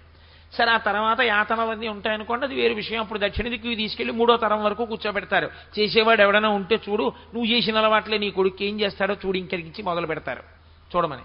తిన్నన్నం తింటాడు, తాగింది తాగుతాడు, చేసిన సంసారం చేస్తాడు. తండ్రి చచ్చిపోయిన 11వ రోజు చేసిన గోదానం సంవత్సరీకన్నాడు చేయడు. సంవత్సరికాలకు కూడా గోదానం ఎందుకండి, 11వ రోజు 11 రోజుల్లో చేశాం కదండి, అప్పుడు మళ్ళీ గోదానం ఎందుకండి అని అంటాడు. వాడి కోసం నువ్వు నీ జీవితం అంతా పణం పెట్టేశావు. ఏమైంది? తెప్ప కాలిపోయాక ఇప్పుడు నువ్వు చేసుకున్న కర్మ నువ్వు అనుభవించాలి. చేసిన పుణ్యమేది, దీన్ని ఉపయోగించుకున్నదేది, పాపాన్ని దహించుకున్నదేది, మళ్ళీ కొత్తగా మూటలు కట్టడం కోసం వీడికి ఏదో ఇచ్చేస్తే వీడేదో నిన్ను తరింపచేసేస్తాడనుకుని మూటలు కట్టడం కోసం అక్కర్లేని పాపకర్మలన్నీ చేశావు. ఇవి అనుభవం నీ జీవుడికే. కాబట్టి ఇప్పుడు జీవుడు ఏమవ్వాలి? దానికి తగిన శరీరాన్ని వాడే పుచ్చుకోవాలి తప్ప ఈశ్వరుడు ఏమివ్వడు. నిన్ను చేయమన్నాడు ఏమిటి పాపం? ఆయన నీతో పాపం చేయిస్తే ఆయన నీకు శరీరం ఇవ్వాలి. పాపం చేసుకున్నది నువ్వు బుద్ధినిచ్చిన తర్వాత. కాబట్టి ఆయన స్వతంత్రంగా ఇవ్వడు శరీరాన్ని. కాబట్టి శరీరమును నువ్వే పొందుతున్నావు. కాలమునందు దేహము వెళ్ళిపోతోందేమో, దేహి వెళ్ళడు. దేహి అలాగే ఉంటున్నాడు. మళ్ళీ కొన్నాళ్ళు పోయాక ఇంకో శరీరం పుచ్చుకుంటున్నాడు. పుచ్చుకున్నలాగాయతో మళ్ళీ మొదలు సంసారం. ఏది ఆ శరీరాన్ని వాడుకున్నదేది సరిగ్గా వాడడు. కపిలగీతలో భాగవతంలో అద్భుతమైన మాట చెప్తారు. తల కిందకి పెట్టి కాళ్ళు పైకి పెట్టి శరీరం అంతా తయారైపోతే ఇక అమ్మ కడుపులో పట్టకపోతే ఏమవుతుందంటే ఈ చెయ్యిలా కదపలేడు, ఈ చెయ్యిలా కదపలేడు, ఈ తల ఇలా తిప్పడానికి ఉండదు. పైగా తల కిందకుంటుంది, కాళ్ళు పైకుంటాయి. నేను అంతకన్నా వర్ణించకూడదు. దానివల్ల ఏమవుతుందంటే అమ్మ కడుపులో తల కిందకి ఉండడం వల్ల విశేషమైన దుర్గంధాన్ని ఎప్పుడూ పీలుస్తూనే ఉంటాడు. అలాగా పీలుస్తూ పడుంటాడు. ఈలోగా తను విడిచిపెట్టేసినటువంటి మలమూత్రములలోంచి సూక్ష్మజీవులు పుట్టేస్తాయి. పుట్టి సున్నితమైన చర్మాన్ని కొరుకుతూ ఉంటాయి. కటిక చీకటి, కన్ను పొడుచుకున్న ఏమీ కనపడదు. జీవుణ్ణి అందులోకి ప్రవేశపెడతారు, శరీరంలోకి ప్రవేశపెట్టిన తర్వాత అప్పుడు ఏడుస్తాడు. పరమేశ్వరుణ్ణి ఉద్దేశించి గర్భస్థమునందు ప్రార్థన చేస్తాడు. ఈశ్వరా, దేహమును పొందడం అంటే ఏమిటో నాకు ఇప్పుడు తెలిసింది. దీంతో చెయ్యాలి పుణ్యకర్మ, దీంతో చెయ్యాలి ప్రదక్షిణం, దీంతో చెయ్యాలి 4 పువ్వులేస్తే దీంతోనే వెయ్యాలి. ఈ తలకాయ ఉన్నందుకు పెద్దల ముందు పరమేశ్వరుడి ముందు ఇలా వంచాలి. ఇలా అనడం తప్ప ఇంకేం రాలేదు బతికున్నన్నాళ్ళు. ఓ ప్రదక్షిణం చేసింది లేదు, 2 పువ్వులు వేసింది లేదు, ఓ కొబ్బరికాయ కొట్టింది లేదు, ఈశ్వరా నువ్వే తినని ప్రేమార పెట్టింది లేదు. అలా శరీరం వచ్చినప్పుడు నా వాళ్ళు అన్న వాళ్ళ వెనక తిరిగి ఎంత పాడైపోయానో బాగా అర్థమైంది. నిన్ను చేరుకోవడానికి మార్గం ఒకటి ఉంది. ఏమిటా మార్గం? అన్నవరం వెళ్ళాలనుకుంటే ఇక్కడ కూర్చుని అన్నవరం వెళ్ళాలంటే వెళ్ళిపోను. అన్నవరం వెళ్ళే దారిలో నడవాలి. కాబట్టి ఉపాధినియ్యి, మళ్ళీ నీ సేవ చేస్తాను. ఇప్పుడు పాపపుణ్యములు పోగొట్టుకోవడానికి ఇదిగో ఇది ఉపాధి కావలసి ఉంది నాకు. కాబట్టి ఒక్కసారి ఇచ్చి నన్ను బయటికి తోసేయి, ఇందులో నేను ఉండలేకపోతున్నాను తండ్రి. నవమాసంబు ఘటిల్లె చాలు నికగా నాకీ గర్భవాసంబు నివసింపన్ పని తీర్చి కావు మిక నంది సత్కృపన్ శంకరా అని ప్రార్థన చేస్తాడు. అప్పటికుంటుంది పూర్వజన్మ స్మృతి. శఠము అన్న పేరుతో ఈశ్వరుడు ఏం చేస్తాడంటే ప్రసూతి వాయువై, అమ్మ కడుపులో ఉన్న వాయువు ప్రసూతి వాయువుగా మారి చాలా ఇరుకైన ద్వారంలోంచి అతి కష్టం మీద బయటికి వస్తాడు. బయటికి వచ్చి అంత కటిక చీకట్లోంచి బయటపడినప్పుడు అంతంత పెద్ద పెద్ద శరీరాలతో తిరుగుతుంటారు ఎదురుగుండా డాక్టర్లు. అందుకే 3 సంవత్సరముల లోపు జీవితాన్ని ఈశ్వరుడు జ్ఞాపకం ఉండనివ్వడం. అసలు ఉందనుకోండి అందరూ పిచ్చివాళ్ళు అయిపోతారు, అది గుర్తుండే అవకాశం ఉండదు. అందుకే అంతంత పెద్ద పెద్ద ఆకారాలతో డాక్టర్లు, అంతంత పెద్ద పెద్ద లైట్లు, కటిక చీకట్లోంచి వచ్చి చిన్ని గుడ్డు అలా కండిలా విప్పేటప్పటికి కళ్ళు పోయినంత పని అవుతుంది. ఊపిరి అందదు. బ్లాక్ స్టూల్ అంటారు. నేను చెప్పింది అబద్ధం అనుకుంటున్నారేమో. నేను ఒక గొప్ప గైనకాలజిస్ట్ రాసినటువంటి పుస్తకంలోని విషయాన్ని మీకు వివరణ చేస్తున్నాను. బ్లాక్ స్టూల్ అని అమ్మ కడుపులో ఉండగా అమ్మ తిన్న ఆహారంలో కొంత భాగం నాభిగొట్టంలోంచి లోపలికెడితే లోపల మలం నల్లగా రాతిలా ఉంటుంది, మెత్తగా గడ్డలుగా ఉంటుంది. అది ఇంత వెలుతురు చూసేటప్పటికి భయాన్ని పొందేసి ఆ మలం బయటికి వెళ్ళిపోదాం అనుకుంటుంది.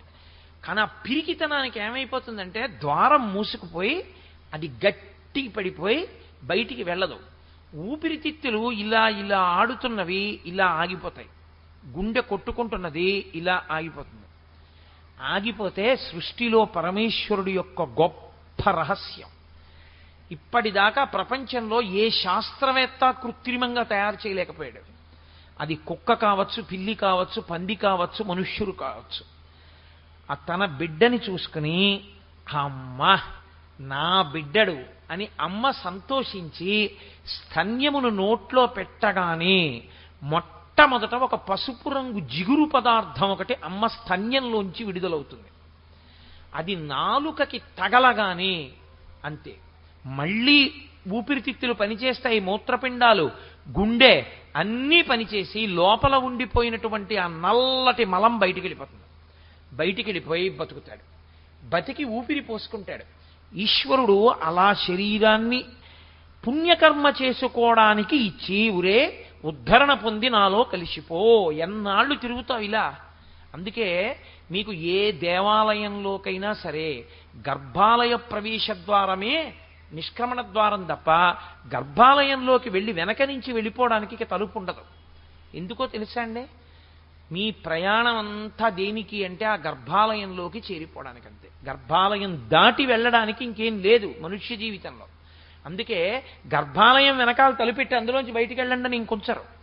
ఆలయానికి ఆగమం అలాగే ఉంటుంది. ఎందుకంటే మనుష్య జన్మ యొక్క చిట్ట చివరి లక్ష్యం అంతే. జన్మలు జన్మలు జన్మలు దాటగా 84 లక్షల ఉపాధులు ఉంటాయి లోకంలో. ఈ 44 లక్షల ఉపాధులు మళ్ళీ 4గా వర్గీకరింపబడి వస్తాయి. జరాయుజములు, అండజములు, స్వేదజములు, ఉద్భుజములని 4గా వస్తాయి. జరాయుజములు అంటే మావితో పుడతాయి, అండజములు అంటే గుడ్డు బద్దలు కొట్టుకుని అందులోంచి వస్తాయి, ఉద్భుజములు అంటే భూమిని పగలగొట్టుకుని పైకొస్తాయి చెట్లు. అలాగే స్వేదజములు అంటే చెమటలోంచి పుడతాయి పేలు మొదలైనవి. ఇందులో మనుష్య జన్మ సర్వోత్కృష్టమైన జన్మ. ఎందుకో తెలుసా అండి? కనీసం మనంత మనం చచ్చిపోవచ్చు. ఊపిరి అయిపోయే వరకు ఎవరు ఏమీ అనరు, కానీ మిగిలిన వాటి పరిస్థితి అలా ఉండదు. నాకు ఒక్కొక్కసారి చాలా తమాషాగా ఉండి ఒళ్ళు గగురు పొడుస్తూ ఉంటుంది. నేను ఒక వాకింగ్ ట్రాక్ మీద తెల్లవారుజామున కాసేపు నడవడానికి వెళ్తుంటాను. నడవడానికి వెళ్ళినప్పుడు అక్కడ పెరిగిపోయినటువంటి చెట్లు, అక్కర్లేకుండా పెరిగిపోయిన వెజిటేషన్ అంటారు కదా, దాన్ని కాస్త ఏ పెట్రోలో పోసేసి అంటించేస్తారు. అవన్నీ పచ్చి చెట్లు. అవి పెద్ద అగ్నిహోత్రం పెట్రోల్ మంటలకి లేచి ఆ ముందుకి వ్యాప్తి చెందుతుంటే పచ్చి చెట్టు మాడిపోయి ఎండిపోయి కాలిపోతుంది. ప్రాణం లేదనుకుంటున్నారు ఆ చెట్టుకి మీరు? ప్రాణం లేకపోవడం ఏమి ఉండదు. ఈ మధ్యనే నాకు ఒక అగ్రికల్చరల్ సైంటిస్ట్ ఆయన ఒక పుస్తకం తీసుకొచ్చి ఇచ్చారు. అందులో ఆ పుస్తకంలో ఉన్న విషయాలు చదివి నేను తెల్లబోయాను. ఇంటి ముందున్న చెట్టు యజమాని నీళ్లు పోస్తుంటే అది యజమాని కోసం బెంగపెట్టుకుంటుంది. ఏంటి ఇంకా రాలేదు, రాత్రి 9 అయిపోయింది 10 అయిపోయింది అని ఎదురు చూస్తుంది. ఎందుకంటే దానికి ప్రాణం ఉందండి, అది పెరగట్లా రోజు రోజుకి. దానికి భయం ఉంటుంది, పారిపోదామని, అగ్నిహోత్రం వచ్చేస్తోంది కాలిపోదామని. కానీ కాళ్ళు 2 భూమిలో పెట్టేసి పాతి పెట్టి కాంక్రీట్ వేసేసినట్టు పెట్టేస్తారు. ఇప్పుడు అలా నిలబడి కాలిపోవడం వినా దానికి ఇలా తప్పుకోవడానికి కూడా ఏ మార్గం ఉండదు. దాంతో పోలిస్తే ఈశ్వరుడు మనకిచ్చిన ఉపాధి యొక్క గొప్పతనాన్ని ఆలోచించండి. ఏదో చేసుకోబట్టి ఇందులోకి వచ్చాం. ఇందులోకి వచ్చింది కొనసాగింపుగా మంచి పనులు చేసుకుని తరించి ఇంకొక మంచి ఉపాధిని పొందాలి. కానీ మళ్ళీ మళ్ళీ అటువంటి ఉపాధుల్ని మనంతట మనం పుచ్చుకోవడం ఎందుకు? ఈశ్వరుడి మీద నెపం పెట్టడం ఎందుకు? కాబట్టి బుద్ధిని మార్చు అర్జున. ఏది సత్యమో, ఏది కదలదో, ఏది ఎప్పుడూ ఉంటుందో అది ఇక్కడే ఉంది. అది సత్యం అనుకున్నావా ఇబ్బంది లేదంతే. ఏది అసత్యమో అది సత్యం అనుకున్నావా ఇబ్బంది వస్తుందంతే. ఇది సత్యం, ఇది సత్యం, ఇది ఉంటుంది, ఇది ఉంటుంది, ఇది ఉంటుంది అని వెంపర్లాడుతూ కూర్చున్నాను అనుకోండి, ఉంటుందా? ఒక్కనాటికి ఉండదు. అది అబద్ధం, అది అసత్యం, అది ఉండేది కాదు, అది వెళ్ళిపోతుంది. అది ఉంటుందండి ఉంటుందండి ఉంటుందండి అని ఎన్ని మాటలు చెప్పినా వెళ్ళిపోతుంది. అది అసలు ఉందో లేదో తెలియదండి, లేదండి లేదండి అన్నా లోపల ఉన్న నేను వెళ్ళడానికి ఏం లేదు, అలాగే ఉంటుంది ఆ దేహి. ఏది ఉంటుందో అది నువ్వుగా నిలబడితే నువ్వు ఉద్ధరణ పొందుతావు. అప్పుడు ఇక్కడ ఉన్న నేనే అన్నిటిలో ఉన్న నేను కాబట్టి ఈ నేను సంతోషించడం ఎలా ఉంటుందో ఆ నేను సంతోషించడం అలా ఉంటుంది. కాబట్టి ఇందులో దీంట్లో ఉన్న నేను దేనికి బాధపడుతుందో అందులో ఉన్న నేను దానికే బాధపడుతుంది. నేను నడుస్తుంటే నా కాళ్ళల్లో కర్ర పెట్టాడు అనుకోండి ఎవరో, నేను తూలి కిందకు పడిపోయాను అనుకోండి, పడిపోతే వాడు చూసి పక్క నవ్వాడు అనుకోండి. రేపు అతను నడుస్తున్నప్పుడు కాళ్ళల్లో కర్ర పెట్టారనుకోండి, అతను పడిపోయినప్పుడు ఎలా ఉంటుంది? ఇదే బాధ పొందిందో అది అదే బాధ పొందుతుంది. కాబట్టి ఇందులో ఉన్న నేను దేనికి ఏ బాధ పొందుతుందో అన్నిటిలో ఉన్న నేను అదే బాధ అలాగే పొందుతుంది. ఉపాధి అలా ఉంచండి, సుఖదుఖములను అనుభవిస్తుంది. కాబట్టి ఈ నేనుకి ఆ నేనుకి భేదం లేదు. ఆ నేను ఈ నేను ఒకటే, రెండు ఎప్పుడూ ఉండేవే. కానీ ముక్కల కింద కనపడుతున్నాయి, కానీ ముక్కలు కావు. ఆకాశం ముక్కలైనట్టు కనపడుతుంది. మఠాకాశము, లేకపోతే ఏదో ఒక చోట ఘటాకాశము, కుండలో ఆకాశంలా కనపడుతుంది, ఒక చోట గదిలో ఆకాశంలా కనపడుతుంది. అంత మాత్రం చేత ఆకాశం ముక్కలైపోయిందా? ఆకాశంలో ఏ మార్పు ఉండదు. ఏ మార్పు లేని ఆకాశం ఎలా ఉంటుందో నేను ముక్కలు కాకుండా అలాగే ఉంటుంది. అన్నిటిలో ఉన్న నేను ఒక్కటే, ఈశ్వర చైతన్యమే ఉంది. అరేరే, దీని సంతోషం ఎంతో దాని సంతోషం ఎంత. కాబట్టి దాన్ని ఎందుకు నేను బాధ పెట్టాలి? నేను పెట్టను.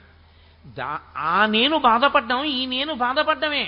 అందుకే నన్నయ్య గారు మహాభారతంలో ఒక అద్భుతమైన మాట అన్నారు. నువ్వు పనులు చేసే ముందు అగ్ని పరీక్ష ఒక్కటే. నేను ఈ పని చెయ్యనా చెయ్యద్దా?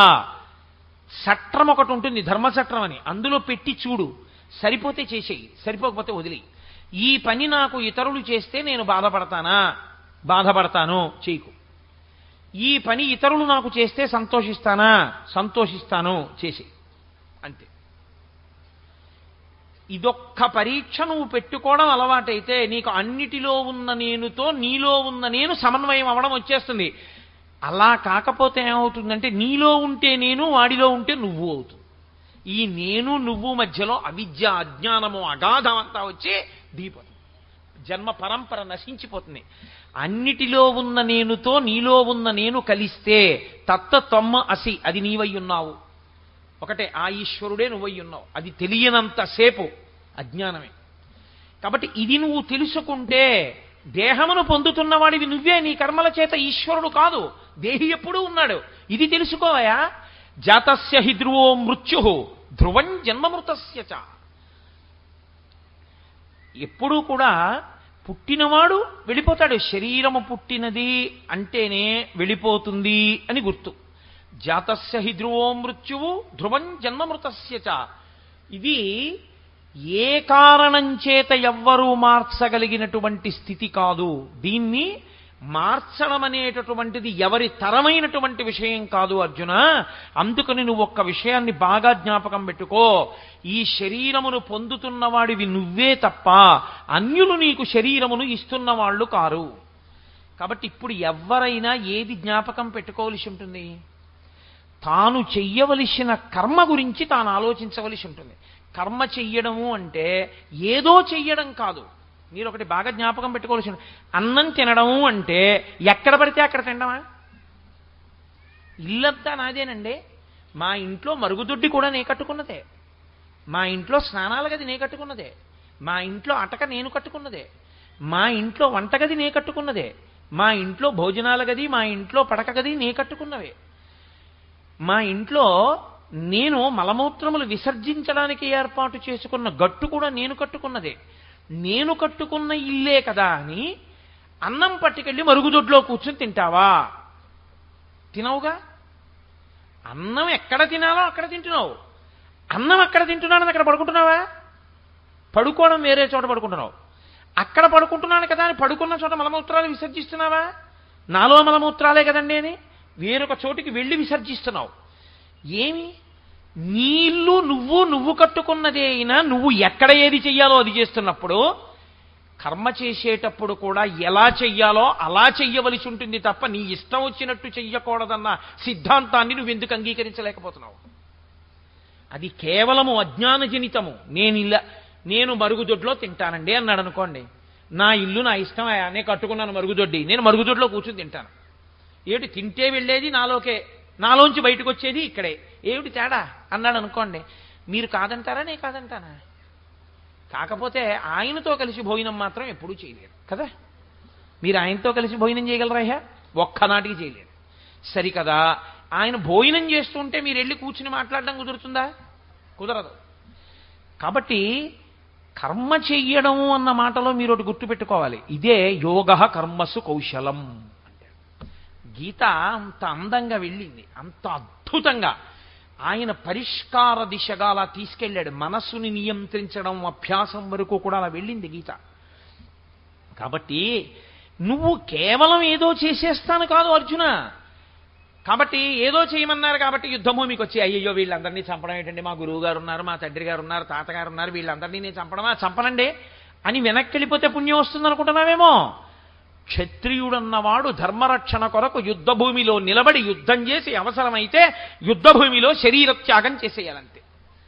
అలా చెయ్యడం నీ చేత కాకపోతే నువ్వు చెయ్యవలసిన పని చెయ్యని వాడివి అవుతావు. వేదము ఎవరు ఏం చెయ్యాలో చెప్పింది, ఆ వేదం ఏం చెప్పిందో అది చెయ్యాలంతే. అది మర్యాద. ఇప్పుడు అలా చేశావు పండుతావు, అలా చెయ్యలేదు పండవంతే. పండకపోతే ఇబ్బంది వస్తుంది లోకంలో. కాబట్టి తస్మాత్ అపరిహార్యేర్థే. ఇది ఈ జనన మరణ చక్రం అన్నది ఉంది చూశావా, ఇది తప్పించగలిగినది కాదు. దీన్ని ఎవ్వరూ తప్పించలేరు. ఇంకా దాని గురించి ఎందుకు ఏడుస్తావు? నత్వం శుచితుమర్హసి. దానికి ఏడుస్తారా? మీరు ఒక్కటే బాగా జ్ఞాపకం పెట్టుకోండి. భగవద్గీత జీర్ణమైన వాడికి ఏడవడానికి ఏమీ లేదు. ఆయనకి ఏడవడానికి కారణం ఉండదు. భగవద్గీత బాగా జీర్ణమైపోయింది అనుకోండి, ఆయన దేనికి ఏడవాలి? పోతన గారు భాగవతం చేస్తూ ఉన్నారు, మచ్చిక వీరికెల్ల బహుమాత్రము చోద్యము దేహి పుట్టుతున్ చచ్చుతునుండ చూచెదరు తా చావకమాన వారి భంగి ఈ చచ్చిన వానికి ఎచ్చెదరు. ఇదెక్కడి చోద్యము, ఎచ్చట నుండి వచ్చనచ్చటికి పోవుటన ఈ జము ప్రణికోటికి అన్నారు. ఏది పుట్టిందో అది పోతుంది, ఏది పుట్టలేదో అది చావదు. దేహి పుట్టలేదు, చావడం.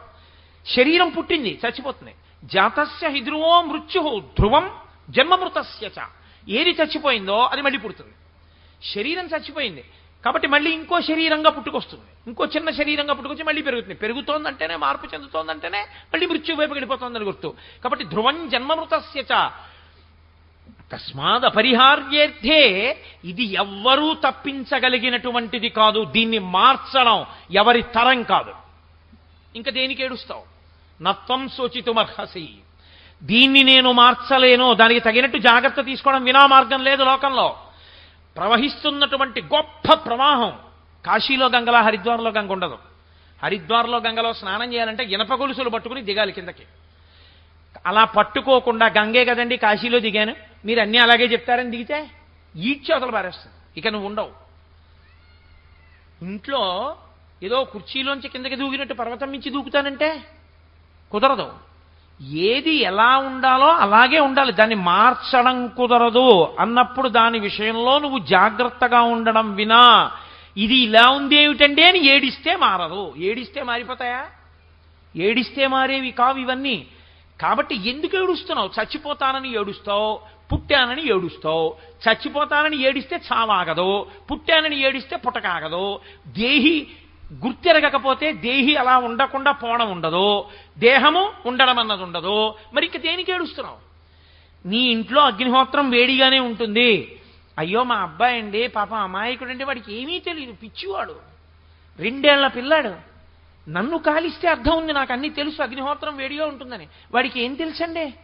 పాలగిన్నె అక్కడ పెట్టి మా ఆవిడ అలా వెళ్ళింది, పాపం 2 ఏళ్ల పిల్లాడు పాలు తాగేద్దాం అనుకుని గబగబా వెళ్ళి ఆ పాలగిన్నె ముట్టుకుని ఇలా తాగేయచ్చు అనుకుని ఒళ్ళో పెట్టేసుకున్నాడు. ఆ వేడి తగిలి ఇలా అన్నాడు. ఆ ఒళ్ళో పాలన్నీ ఉలికిపోయి పసి చర్మం తొడలు ఒళ్ళంతా కాలిపోయింది. దిక్కుమాలిన అగ్నిహోత్రం పసిపిల్లాడు తెలియని వాడిని కాల్చేస్తుందా అని నువ్వు ఏడిస్తే, అగ్నిహోత్రం దగ్గరికి వెళ్ళి నువ్వు కర్రట్టుకుని అగ్నిహోత్రాన్ని కొట్టే ప్రయత్నం చేస్తే ఆ కర్ర కూడా కాలిపోతుంది తప్ప నువ్వు ఏడవకూడదప్పుడు. అగ్నిహోత్రం దగ్గరికి నీ పిల్లవాడు వెళ్లకుండా చూసుకోవాలి.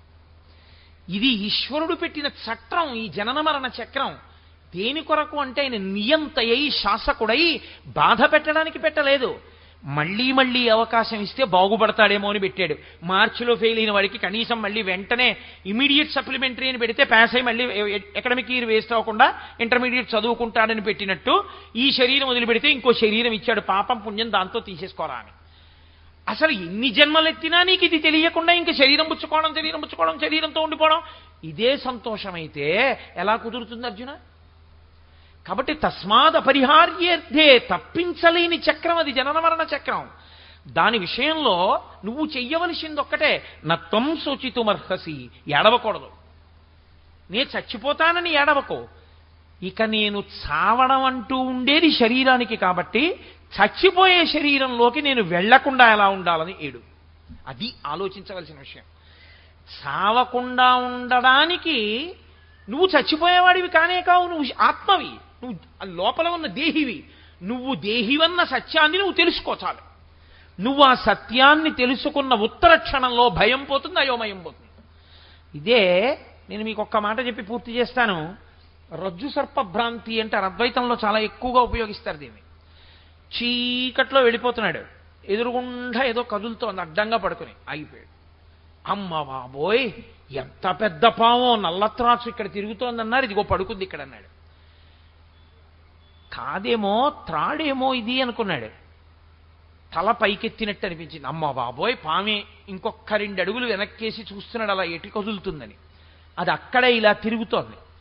బుస్ బుస్ అన్న శబ్దం వస్తోంది. పామే హడిలిపోయేలా నిలబడిపోయాడు. గభాలన గోడ దగ్గరికి వచ్చి దొరగారన్నారు, ఏం కోటేశ్వరారు అలా నిలబడిపోయారే, వెళ్తారుగా ఇలా గుడికి వెళ్ళటంలేనే అన్నారు. దొరగారు పాము దొరగారు అన్నారు. పామా? ఇక్కడ పాము ఎక్కడుంది కోటేశ్వరారు, ఇక్కడ పాములేం లేవే అన్నారు. లేదు దొరగారు, నల్ల త్రాచ పడుకున్నది, మీరు కూడా లోపలికి వెళ్ళిపోండి. ఇప్పుడు మీరు బాగా జ్ఞాపకం పెట్టుకోవాల్సి ఉంటుంది. నేను అది పామా త్రాడా తెలియాలి. భయంతో ఉన్నాను, ఉద్వేగంతో ఉన్నాను, ఒళ్ళు చెమట పట్టేస్తోంది, బుసలు వినపడుతున్నాయి, పడగ కనపడుతోంది, నల్లటి పాము పడుకునుంది. ఈ స్థితిలో దొరగారు పట్టుకొచ్చి నా చేతిలో కోటేశ్వరారు ఈ యాపిల్ పండు పట్టుకోండి అన్నారు అనుకోండి, నాకేమైనా భయం తీరుతుందా? కోటేశ్వరారు ఈ 10,000 జేబులో పెట్టేసుకోండి అన్నారు అనుకోండి, 10,000 జేబులో పెట్టేసుకుంటే ఏమైనా తీరిపోతుందా? లేకపోతే మా అబ్బాయి వచ్చి నాన్నగారండి మీరు చదువుకున్న ఇదిగో రామాయణ గ్రంథం పట్టుకోండి అన్నాడు అనుకోండి, నా భయం తీరుతుందా? దొరగారు టార్చ్ లైట్ పట్టుకొచ్చి ఇలా వేశారనుకోండి, ఏమవుతుంది? పోయిందంటే. ఊరే ఇది తాడురా అన్నానంతే. తాడురా అనగానే పడగలేదు, తాడురా అనగానే బుసలేదు, తాడురా అనగానే పాము లేదు. దగ్గరికి వెళ్ళి ఇలా చేత్తో పైకెత్తి, దొరగారు దొరగారు అచ్చు పాములో ఉంది చూసారా, ఇది చూసి ఎంత భయపడిపోయానండి అని అలా పక్కన బారేసి వెళ్ళిపోయాను. ఏది సత్యమో అది తెలియగానే భయం పోయింది, ఏది సత్యమో అది తెలియగానే నీకు పట్టిన చెమట్లు పోయాయి, ఏది సత్యమో అది తెలియగానే నీకున్న ఆందోళనలన్నీ పోయాయి. ఏది సత్యము, దేహి సత్యమో, దేహి సత్యమనేటటువంటిది నీ ఎరుకలోకి వచ్చి అనుభవంలోకి రావాలి. ఇప్పుడు నేను పెద్దగా మాట్లాడేసినట్టు మాట్లాడేస్తే సుఖం కాదు, అనుభవంలోకి రావాలి.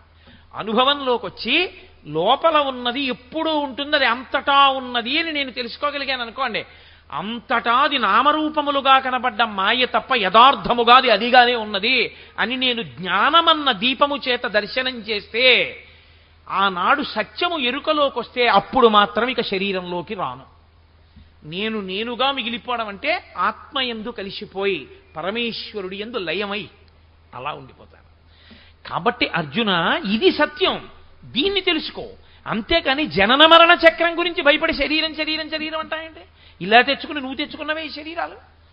ఎంత గొప్ప సత్యాన్ని ఆయన బోధ చేస్తున్నాడో మీరు ఈ 2 శ్లోకముల వలన గుర్తెరుగుదురుగాక.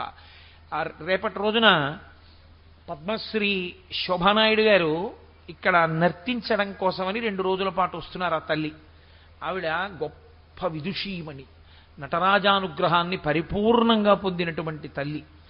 ఆవిడ నర్తన అంటే అదేం సామాన్యమైనటువంటి నర్తన కాదు. ఆవిడ నటరాజస్వామి వారి యొక్క పరిపూర్ణమైన కృపాకటాక్షములను పొందిన వ్యక్తి. నేను ఎందుచేతనంటున్నానంటే ఈ మాట, నేను ఆవిడ నటించినటువంటివి, ఆవిడ చేసిన నాట్యాలు కొన్ని చూశాను. కొన్ని చూడటమేమి యథార్థంగా చెప్పాలంటే, శోభానాయుడు గారి డ్యాన్స్ రాజమండ్రి ఆనంద కళా కేంద్రంలో జరుగుతోంది అంటే, నేను పెద్దాపురంలో కాపురం ఉన్న రోజుల్లో ప్రత్యేకంగా దానికోసం బస్సులో వెళ్ళి అది చూసి రాత్రి ఎప్పుడో కారు వేసుకుని ఇంటికి వచ్చేవాడిని. ఆవిడ నాట్యం అంటే నాకు అంత ఇష్టం. ఎందుకో తెలుసా అండి, అదంత శాస్త్రీయంగా ఉంటుంది. ఆవిడ స్వామి నేనుండ వైకుంఠమందు అని ప్రియా కార్తికేయన్ అని ఆవిడ వెంకటేశ్వర స్వామి వారు వేసేవారు శ్రీనివాస కళ్యాణంలో. ఆవిడ నర్తన అంటే, ఈ రోజుల్లో నాట్యం చేసే వాళ్ళకి అసలు పెదవులు కదలవు. పాడుతున్న పాటకు అనుగుణంగా పెదవి కదపరు, భావ ప్రకటన ఉండదు. లాస్యం ఉండాలంటే భావ ప్రకటన ఉండాలి. భావ ప్రకటనము చెయ్యగలగడం ఎవరికి వస్తుందో తెలుసా అండి? ఆ పక్కన పాడుతున్నటువంటి పాట యొక్క అర్థము బాగా తెలిసి ఉండి, ఎవరి గురించి పాడుతున్నారో దాని వెనక ముందు విషయాలు ఏమిటో, అందులో ప్రతిపాదింపబడిన రసం ఏమిటో బాగా తెలుసున్నవారైతే తప్ప అసలు అలా నర్తించలేరు. ఆవిడ ఈ వయస్సులో కూడా నిజంగా ఆవిడ అలా నర్తించగలుగుతున్నారంటే ఆవిడ కారణజన్మురాలు, మహాతల్లి. అటువంటి కారణజన్మురాలు రేపటి రోజున ఇక్కడ నాట్యం చేయడానికి వస్తున్నారు. రేపు ఎల్లుండి కూడా. నిజంగా ఆవిడ నాట్యం చెయ్యడము అంటే బాంబేలో షణ్ముఖ హాల్లో చేయాలి, కాకినాడలో అయితే బహుశా సూర్యకళామందిర్ లాంటి వెన్యూస్లో చెయ్యాలంతే ఆవిడ. తప్పించి నాకు తెలుసున్నంత వరకు ఆవిడ ఇలా ఒక పల్లెటూరులో పక్కన పొలాలు, ఇన్ని లైట్లు, ఇలా ఓపెన్ ఎయిర్ ప్రాంగణాల్లోనూ ఆవిడ డ్యాన్స్ చేస్తారని నేను అనుకోవట్లేదు. అటువంటి తల్లి కూడా కొవ్వాడ లాంటి ఒక గ్రామానికి వచ్చి నాట్యం చెయ్యడానికి అంగీకరించి 2 రోజులు ఉంటున్నారంటే ఆ ఘనతంతా సుబ్బారావు గారిది. మహానుభావుడు అంత భక్తితో జీవితాన్ని గడుపుతూ అంత వినయం. నేను అప్పుడప్పుడు అంటుంటాను మా వాళ్ళతోటి, నేను అసూయ పడుతుంటా సుబ్బారావుని చూస్తే, ఆ వినయం నాకు లేదేమి అంటుంటాను. ఇలాగే ఉంటారు ఎప్పుడు, నాకు ఇది ఉందని ఇలా తలెత్తారు. ఆయన వినయానికి కదిలి వస్తున్నారు ఆవిడ అనుకుంటున్నాను నేను. రేపటి రోజున నృత్య కార్యక్రమం ఉంది, 7 గంటలకు ఉంటుంది ఆ సుబ్బారావు. రేపు 7 గంటలకి ప్రారంభం అవుతుంది. కానీ కొంచెం ముందుగానే మనం ఖాళీ చేయవలసి ఉంటుంది. ఆవిడ డ్యాన్స్ చేయడం అంటే ఇలా స్టేజ్ మీద చేయరు, దానికి ప్రత్యేక సెట్స్ కూడా వేసుకుంటారు. అందున మీరు చూసి తీరాలి. నేను ఒక్కసారి చూసి తెల్లబోయిన సాయిబాబా గారి యొక్క బ్రాహ్మీ స్థితిని నర్తించారు ఆవిడ. ఇక్కడే ఈ స్టేజ్ మీదే చూశాను. ఇప్పుడు ఉందా అండి ఆ డాన్స్? ఆవిడ అది ఆ బ్రాహ్మీ స్థితి నోటితో చెప్పేది కాదు, అసలు అద్భుతం. అది పిల్లలతో గోళీలు ఆడుకుంటారు. ఆ బ్రాహ్మీ స్థితిలో ఉన్నవాళ్ళు పిల్లల్లో పిల్లాడైపోతారు. అసలు నోటితో చెప్పడం కుదరదని. యోగరతో వా భోగరతో వా సంగరతో వా సంగవిహీన యస్య బ్రహ్మణి రమతే చిత్తం నందతి నందతి నందత్యైవ. సాయిబాబా గారు పిల్లలతో గోళీలాడ్డం దగ్గర నుంచి ఆవిడ అభినయిస్తారు. ఆ బ్రాహ్మీమయమూర్తిగా అసలు ఈవిడికి ఏమిట్రా, ఎక్కడి నుంచి వచ్చింది ఈ శక్తి అనిపిస్తుంది. అటువంటి నటరాజ ఉపాసకురాలు 2 రోజుల పాటు నాట్యం చేయడానికి ఇక్కడికి వస్తున్నారు. ఆ కారణం రీత్యా నేను ఇలా ఒళ్ళు మరిచి 15-20 నిమిషాలు ఎక్కువ తీసుకుంటే బాగుండదు. ఇంకొక కార్యక్రమానికి ప్రతిబంధకం కాకూడదనే నేను గంట ఉపన్యాసం చెప్పి ఆపేస్తున్నాను. చెప్పలేక కాదు 2 గంటలు. కాబట్టి రేపటి రోజు మాత్రం 5:45కే ఉపన్యాసం ప్రారంభం చేస్తాను. 5:45కి మొదలుపెట్టి 6:30 మధ్యలో ఆఫ్ చేసేస్తాను. అసలు నేను అది కూడా ఎందుకురా నువ్వు చెప్పడం, రేపు ఓ రోజు మానేస్తే నీకేమైనా సంకటమా అని మీరు అనుకోకండి. నేను మానేస్తాననే అన్నాను. రేపు ఎల్లుండి నేను చెప్పనండి, ఆవిడ నాట్యం చూద్దామని చెప్పాను. సుబ్బారావు గారు అన్నారు, అలా కాదులేవయా, పేపర్లో వేశాం కదా, ప్రవచనం అనేటటువంటిది ఒక గొప్ప కార్యం జరిగేటప్పుడు ఈశ్వర సేవ యందు బోధ అన్నది చాలా చాలా ప్రధానం. అందులో సాయిబాబా గారి జీవితం అంతా నిజానికి ఆ అందించిన ప్రక్రియ. అటువంటి చోట ప్రవచనం ఆగిపోకూడదు. అందుకని నీకు ముందు ఇంకో బల్ల ఇస్తాను, రేపు దాని మీద కూర్చుని చెప్పు 2 రోజులు అన్నారు. అందుకని రేపు ఎల్లుండి ఆ ముందు కూర్చుని మీ అందరికీ కొంచెం భరించవలసి ఉంటుంది నన్ను మీరు. కాబట్టి ఒక్క 30 నిమిషాలో 45 నిమిషాలో ఏదో ఒక విషయాన్ని గీతలోంచి మాట్లాడతానంటే దీనికి కొనసాగింపే మాట్లాడతాను. తదనంతరం 2 రోజులు ఆవిడ నృత్య కార్యక్రమం ఉంటుంది. 2 రోజుల తరువాత మళ్ళీ యథాతథంగా కార్యక్రమాలు ఉంటాయి. కాబట్టి రేపటి రోజున మీరు ఇవాళ వచ్చినట్టుగా వస్తే మీకు ఆ కుర్చీలు దొరకవు. 2, మీరు ఆ నృత్యాన్ని ఎక్కడో నిలబడి చూస్తే చాలా ప్రతిబంధకాలు ఉన్నాయి. కాబట్టి మీరు అందంగా చూడడం కుదరదు. కాబట్టి అందంగా మీరు అంత గొప్ప కార్యక్రమం కొవ్వాడకొచ్చి శోభానాయుడు గారు చెయ్యాలంటే సుబ్బారావు గారు అడగకపోతే ఆవిడ వస్తారని నేను ఒక్కనాటికి అనుకో. ఇది కొవ్వాడవాసుల అదృష్టం. కొవ్వాడ పరిసర ప్రాంతాల వాళ్ళు దీన్ని వినియోగించుకోకపోతే ఇంకా అంతకన్నా అమాయకత్వం, ఇంకా అంతకన్నా దురదృష్టం ఇంకోటి లేదు. కాబట్టి రేపు సాయంకాలం తాళాలు పెట్టేసి ఇళ్లకి అందరూ కుటుంబాలతో వచ్చేయండి, చూద్దురు కానీ నిశ్శబ్దంగా మాత్రం కూర్చోండి. ఆవిడ్ని ఆయన అంత అభిమానంగా అంత గౌరవంగా తీసుకొచ్చినందుకు ఆవిడ మర్యాద నిలబడాలి. మనం నిశ్శబ్దంగా ఉంటే చాలు. కాబట్టి రేపు సాయంకాలం 5:15 నుంచే మీరు స్థానాలు ఆక్రమించకపోతే మీకు కూర్చుని చూడడానికి అవకాశం చిక్కదు. కానీ కార్యకర్తలు కొన్ని స్థానాలు ఆప్ చేసి ఇందులో కూర్చోకండి అన్నవి మాత్రం ఆక్రమించేయకండి. పెద్దరికాలు కొంతమందిని కూర్చోబెట్టుకోవడం వాళ్ళకు ఉంటాయి కదా.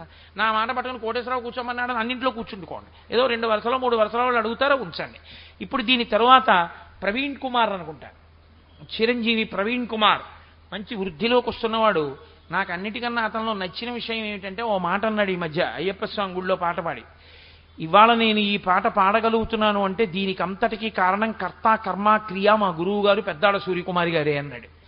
గురువు యందు ఆ గౌరవం లేని వ్యక్తి ఆధ్యాత్మికతలో కానీ, నాదోపాసనలో కానీ, నృత్యంలో కానీ ఎందులో రాణించాడు. ఆ పిల్లవాడు చిన్న వయస్సులో పట్టుకోవలసిన విషయాన్ని పట్టుకున్నాడు. అందుకే నాకు ఆ పిల్లాడంటే ఒక ప్రత్యేకమైన అభిమానం. ఏమిటి అభిమానం అంటే గురువు గారి మీద అతనికి ఉన్న గౌరవం. ఆ గురువు మీద గౌరవం అలా నిలబడాలి. అతను శివశంకరి అన్న పాట ఒకటి ఉంది, ఘంటసాల గారు పాడింది, జగదేక వీరుని కథ అనుకుంటాను సినిమా, నాకు గుర్తులేదు సరిగ్గా. అది సామాన్యమైన పాట ఏం కాదు, చాలా బాగుంటుంది. ఆ పాట కూడా అవలీలగా పాడాడు మొన్న అయ్యప్ప స్వామి గుళ్ళో. కాబట్టి నేను కూడా కాసేపు 2-3 కీర్తనలు అతను పాడుతుంటే వింటాను. చక్కగా అటువంటి పిల్లల్ని మనం అభ్యున్నతి పథంలోకి తీసుకురావాలి. వాళ్ళు రేపు సంతోషంగా చెప్పుకోవాలి, పెద్ద విద్వాంసులై కాకినాడ కొవ్వాళ్ళలో చేసిన సభలో పాడితే ఎంత సంతోషం పొందానో అని. కాబట్టి చక్కగా మీ అందరు ఇలాగే నిశ్శబ్దంగా కూర్చుని అతని యొక్క గానామృతాన్ని గ్రోలెదరుగాక. మంగళాశాసనపరై మదాచార్య పురోగమై సర్వైశ్య పూర్వైరాచార్యై సత్కృతాయాస్తు మంగళం. మంగళం కోసలేంద్రాయ మహనీయ గుణాత్మనే చక్రవర్తి తనూజాయ సర్వభౌమాయ మంగళం. ఉమాకాంతాయ కాంతాయ కామితార్థప్రదాయినే శ్రీగిరీశాయ దేవాయ మలినాథాయ మంగళం. కరచరణకృతం వా కర్మవాక్కాయజం వా శ్రవణనైనజం వా మానసం వాపరాధం విహితం వా సర్వమేత్తక్షమస్వ శివ శివ కరుణాబ్ధే శ్రీ మహాదేవ శంభో. సర్వం శ్రీ ఉమామహేశ్వర పరబ్రహ్మార్పణమస్తు. స్వస్తి.